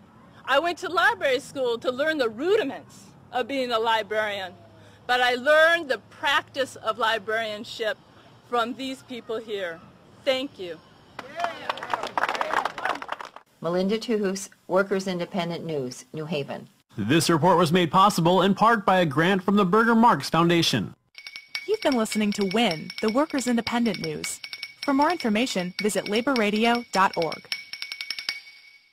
It takes 12 years to create a graduate. It takes about the same time to create a dropout. And at the end of the day, the difference between a child becoming one or the other could be you. So United Way is asking you to make a pledge. Tutor a child who needs help. Mentor a kid who needs someone on their side. Volunteer to read to children. Because when a child advances, we all advance.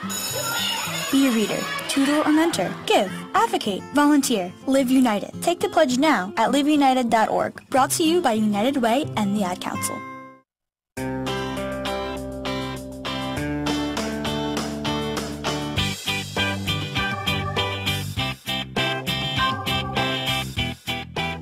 You're listening to Talking Left with Danielle and Shano. Welcome back to Talking Left with me, Danielle and Shano, and our special co-host for the hour, the host of Filter Free Radio, Mr. Jacob Dean. Thanks again, Jacob, for joining us, and I hope everybody who's listening went out and voted for Jacob in the Democracy for America Scholarship to attend Netroots Nation. The link will be up with the blog post after the show. It's nn13.democracyforamerica.com. How's it going, Jacob?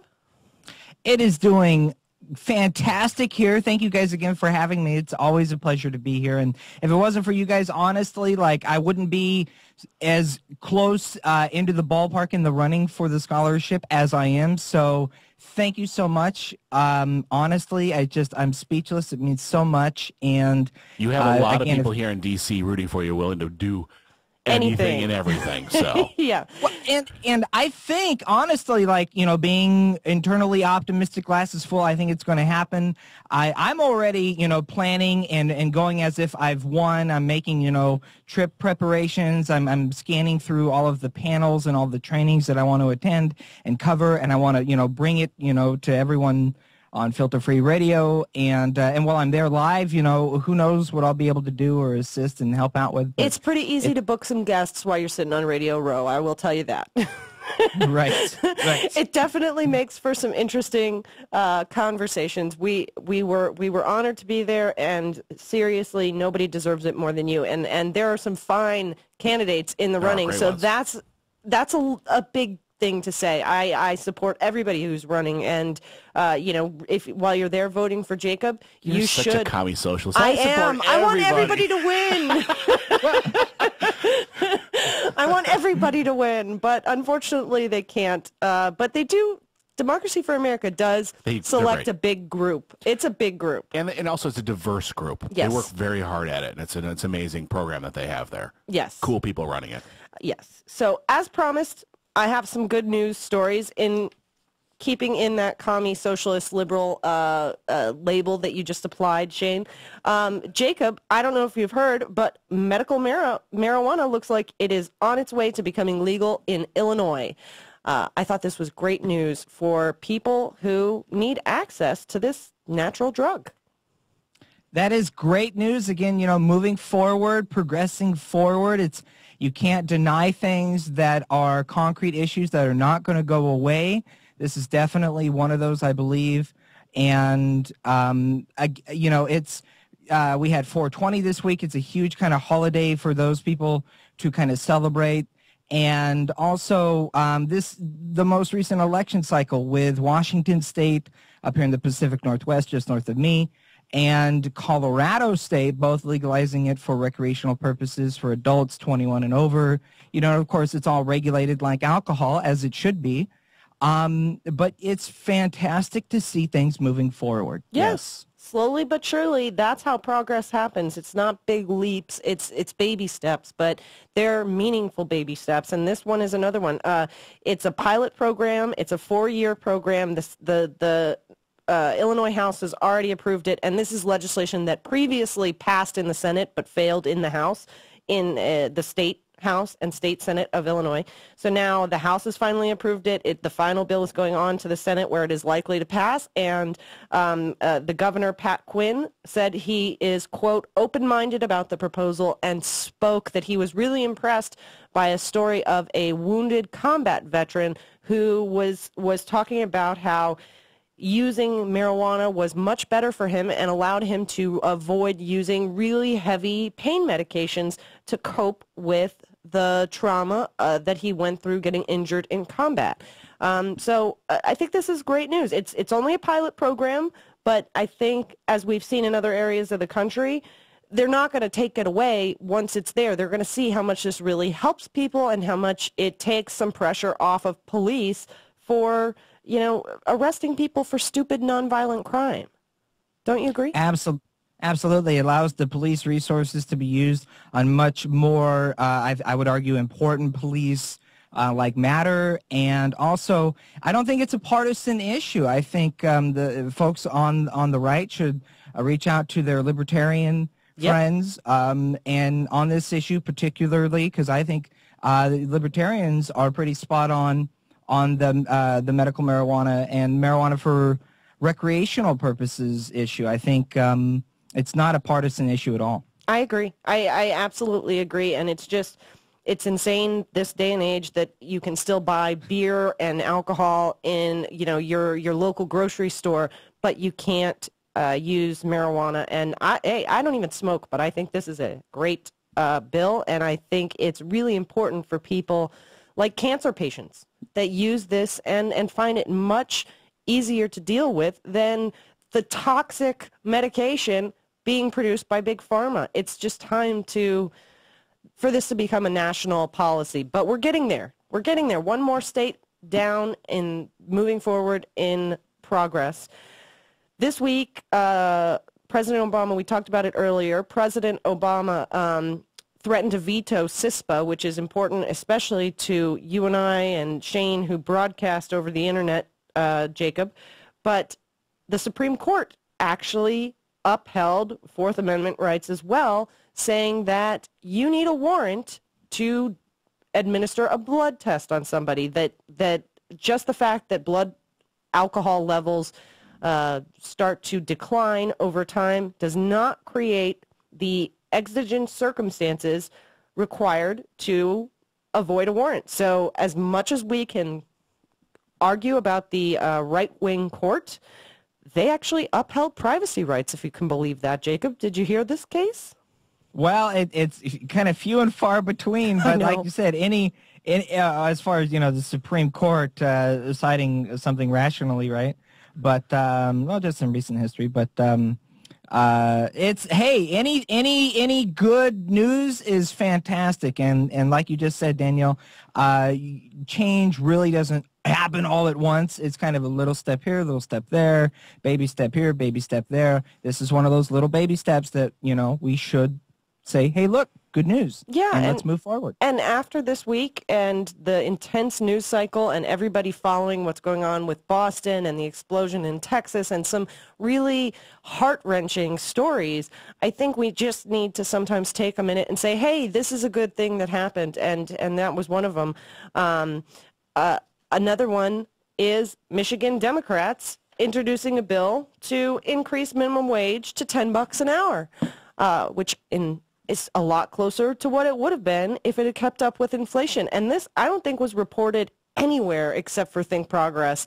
But I think it's awesome that the Democrats in Michigan are trying to do it. They are specifically trying to undo the damage of Rick Snyder's right to work for nothing law. And say, fine, they won't be able to unionize, but we'll mandate a livable wage. Did you hear this news, Jacob? This is fantastic news, absolutely, and I couldn't be more happier that people, at least there are standing up for a living wage. No one, President Obama called for, I think, a $9 minimum wage in the most recent State of the Union. I think Ralph Nader and other activists have been really pushing for at least a $10 or higher minimum wage. And this is, again, one of those real concrete issues that is not going to go away. And if there's anything that we've learned, like from the Romans and, the Mel Brooks classic line, for air-appropriate language, screw the poor, we've learned a lot from the Romans. And you can't, you know what I'm saying? It's until we recognize the community as a whole and come together and love each other, and create a community in which terrorism wouldn't exist, because we don't live in a state of fear and these kinds of things. Bigger picture ideas. I'm sorry, I'm rambling. But no, I adore it, Shane. I had to say, right to work for nothing is going to stick. Right to work for nothing laws instead of right to work for less. I love it. That's what I grew up in Florida, and Florida has been a right to work state since I can remember. If it was ever previously not a right to work state, I'm too young to remember it, and that's what it was called down there. Quite commonly, I did not invent the term right to work for nothing. I love it. Yeah. Yeah, it's great. But yeah, this is great news right now. As of where minimum wage stands in Michigan, it's $7.40. But because of cost of living there, a minimum wage worker would have to work 80 hours a week just to afford a 2-bedroom apartment in Michigan.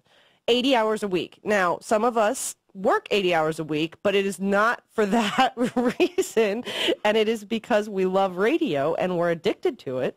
But it's just, somebody should not have to work more hours than nearly humanly possible to afford to live in a decent apartment. Amen. Yeah. Amen. It Go comes ahead. back to that right to life, pursuit of happiness, all that good stuff. Yeah. I read that somewhere. I thought that was important. Somewhere. I think it was on one of those documents we probably should bring up once in a while, but we have just a bit more of good news coming up in just a few minutes. We are still hanging out with the one and only Jacob Dean, one of the best people on earth, and you should go vote for him right now in the Democracy for America Scholarship, because that's the good thing to do. So we'll be right back with Talking Left with me, Danielle and Shano, and more Jacob Dean right after this. Stick around. So, who is responsible for these outrages? It's Talking Left with Danielle and Shano.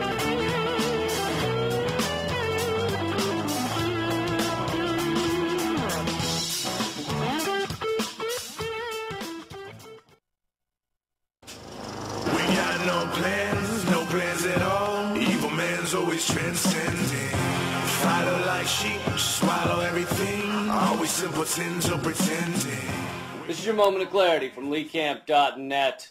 A bill went through to make it illegal for congressmen and women to be involved in insider trading, making money off the knowledge they have of which bills are going to pass and which ones won't. And when this was first proposed, essentially all of America went, that's not already illegal? What the f***? That's like Congress proposing a bill saying they can't trip the elderly. Shouldn't it have been a given? You expect us to reward you for doing something that everyone already assumed you were doing? This is like a 40-year-old man saying, guess what, friends, family? I'm pretty excited to announce I'm going to start washing my hands after I them. That's right, don't feel obligated to buy me a drink or send me a thank you card, although it would be nice. I'm also going to stop blaming my farts on other people. This is a big day. But it gets better. Congress passed a bill last week to limit the disclosure required under the Stop Trading on Congressional Knowledge Act. This new bill that guts the old one is called the We Can Do Whatever the We Want, Go Yourselves America, you Act. And Obama dutifully signed the bill into law just the other day. So they passed a bill barring themselves from doing something that is already illegal for your average American. And they then passed a bill saying, never mind, we were kidding, we still want to do that illegal thing. So first you have a corporation like, say, Monsanto, helping Congress people write the bills so that the law treats Monsanto like a Korean massage parlor. Senator Roy Blunt actually admitted to working with Monsanto on the recent rider, which made Monsanto invincible before the law. And now a lawmaker could get richer by purchasing Monsanto stock on the insider knowledge that the odds of seeing the court stopping Monsanto are similar to the odds of Anders Breivik starring in the next Alvin and the Chipmunks movie. And man, I bet this was a big fight in the Senate. A lot of red-faced politicians standing at that little podium going, "How dare you defend your ability to trade on insider knowledge, to do something that is illegal for everyone else? Have you no decency?" A lot of that, right? But no, the bill to gut the Anti-Insider Trading Act passed unanimously and was signed by Obama the other day without a whisper. Not a peep. Listen, I'm not saying we expect our government to behave ethically any more than we expect to get a good trade for that timeshare in Syria. But could we get a peep? Just a murmur, an uncomfortable shuffle, or something? Is that too much to ask? That's been your Moment of Clarity from LeeCamp.net. I just want to update you on the Kickstarter to keep the Moment of Clarity show going. It's been amazing. It's been 1 week. We're 55% of the way there with 373 backers. 373 people have chipped in. And if you don't have the money to grab one of the rewards, that's fine. Just support it by posting it on your Facebook or your Twitter or your MySpace page if you're coming to us from 1999. Thanks. Keep fighting. No plans at all. Evil man's always transcending. Fighter like sheep, swallow everything. Always simpletons or pretending. A boy born in Joplin, Missouri was fascinated by anything with wheels and a motor. The odds of him going on to fascinate millions with his talent, 1 in 260,000. The odds of him having 15 career NASCAR victories, 1 in 1.7 million. The odds of a child being diagnosed with autism, 1 in 88. I'm Jamie McMurray, and my niece has autism. Learn more at autismspeaks.org/signs. Brought to you by Autism Speaks and the Ad Council. I don't want to see your face around here. The time isn't right for you. I said the time isn't right. You're listening to Talking Left with Danielle and Shano. Welcome back to the last few minutes of Talking Left with me, Danielle and Shano, and our co-host, Jacob Dean. Before we do our last funny, good story, I just want to mention this week something that you should keep an eye on, and thank you, Shane, for reminding me. We wanted to discuss this earlier in the show, but just got so carried away with our great guests that we forgot. But keep an eye on the debate about the Boston suspect this week. There's going to be a big question on this. Well, what's going to come up is how do you handle this guy now inside of the legal system, and which legal system do you put him in?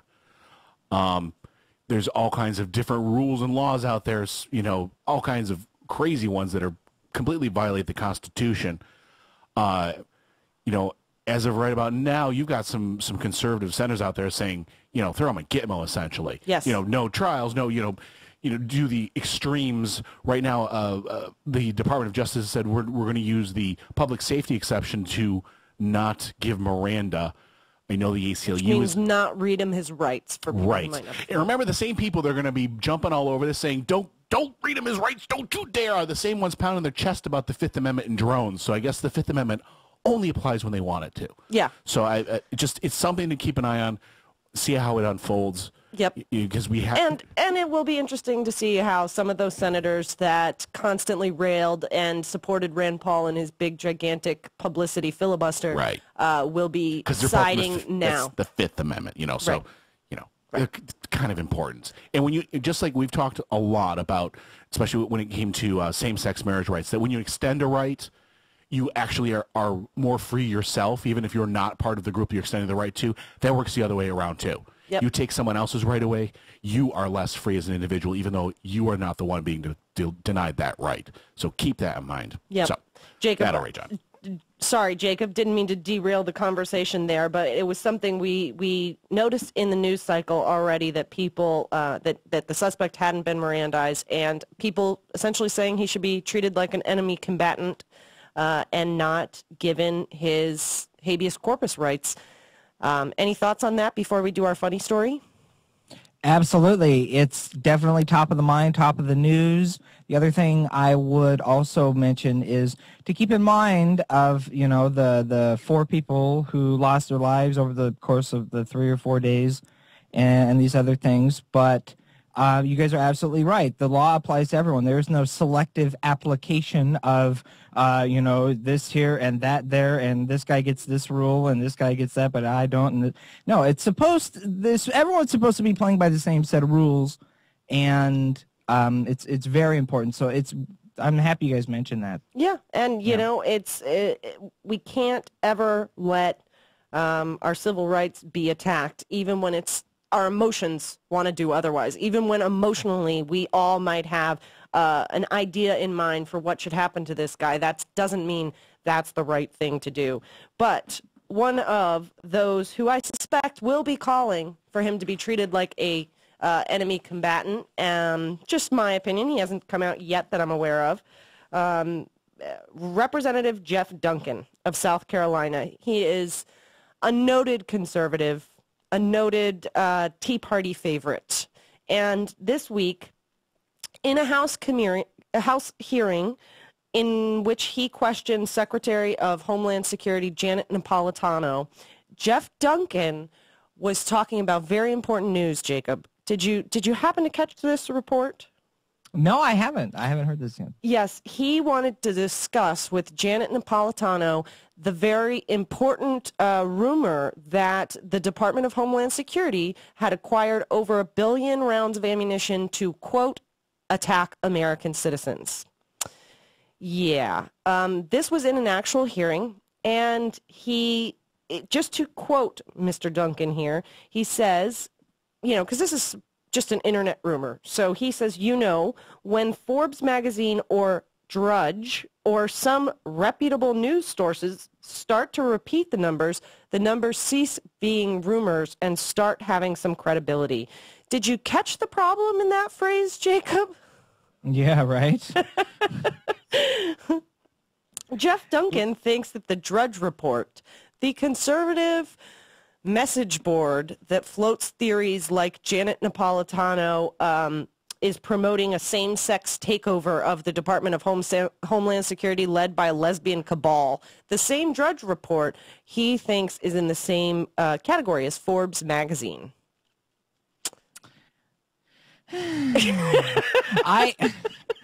People are just paranoid, and they're totally scared of the wrong things, I think. But it's sad. That's just sad, you know. It is. It's funny that somebody does not understand the difference of internet rumor and news, but it is sad that this is the level of discourse that our political process has come to. That we're citing Drudge Report as a legitimate source. This is a congressman. You gotta love the ones when they take the Onion. You know, I read this headline in the Onion, and man, it's crazy and it's true. Did you hear about this? This abortion superplex, this abortion plex. This is crazy. This is real. It's got to be real. I read it on the Onion. It's a news source. Yeah. Apparently, they did not get the message that you don't believe everything you read online.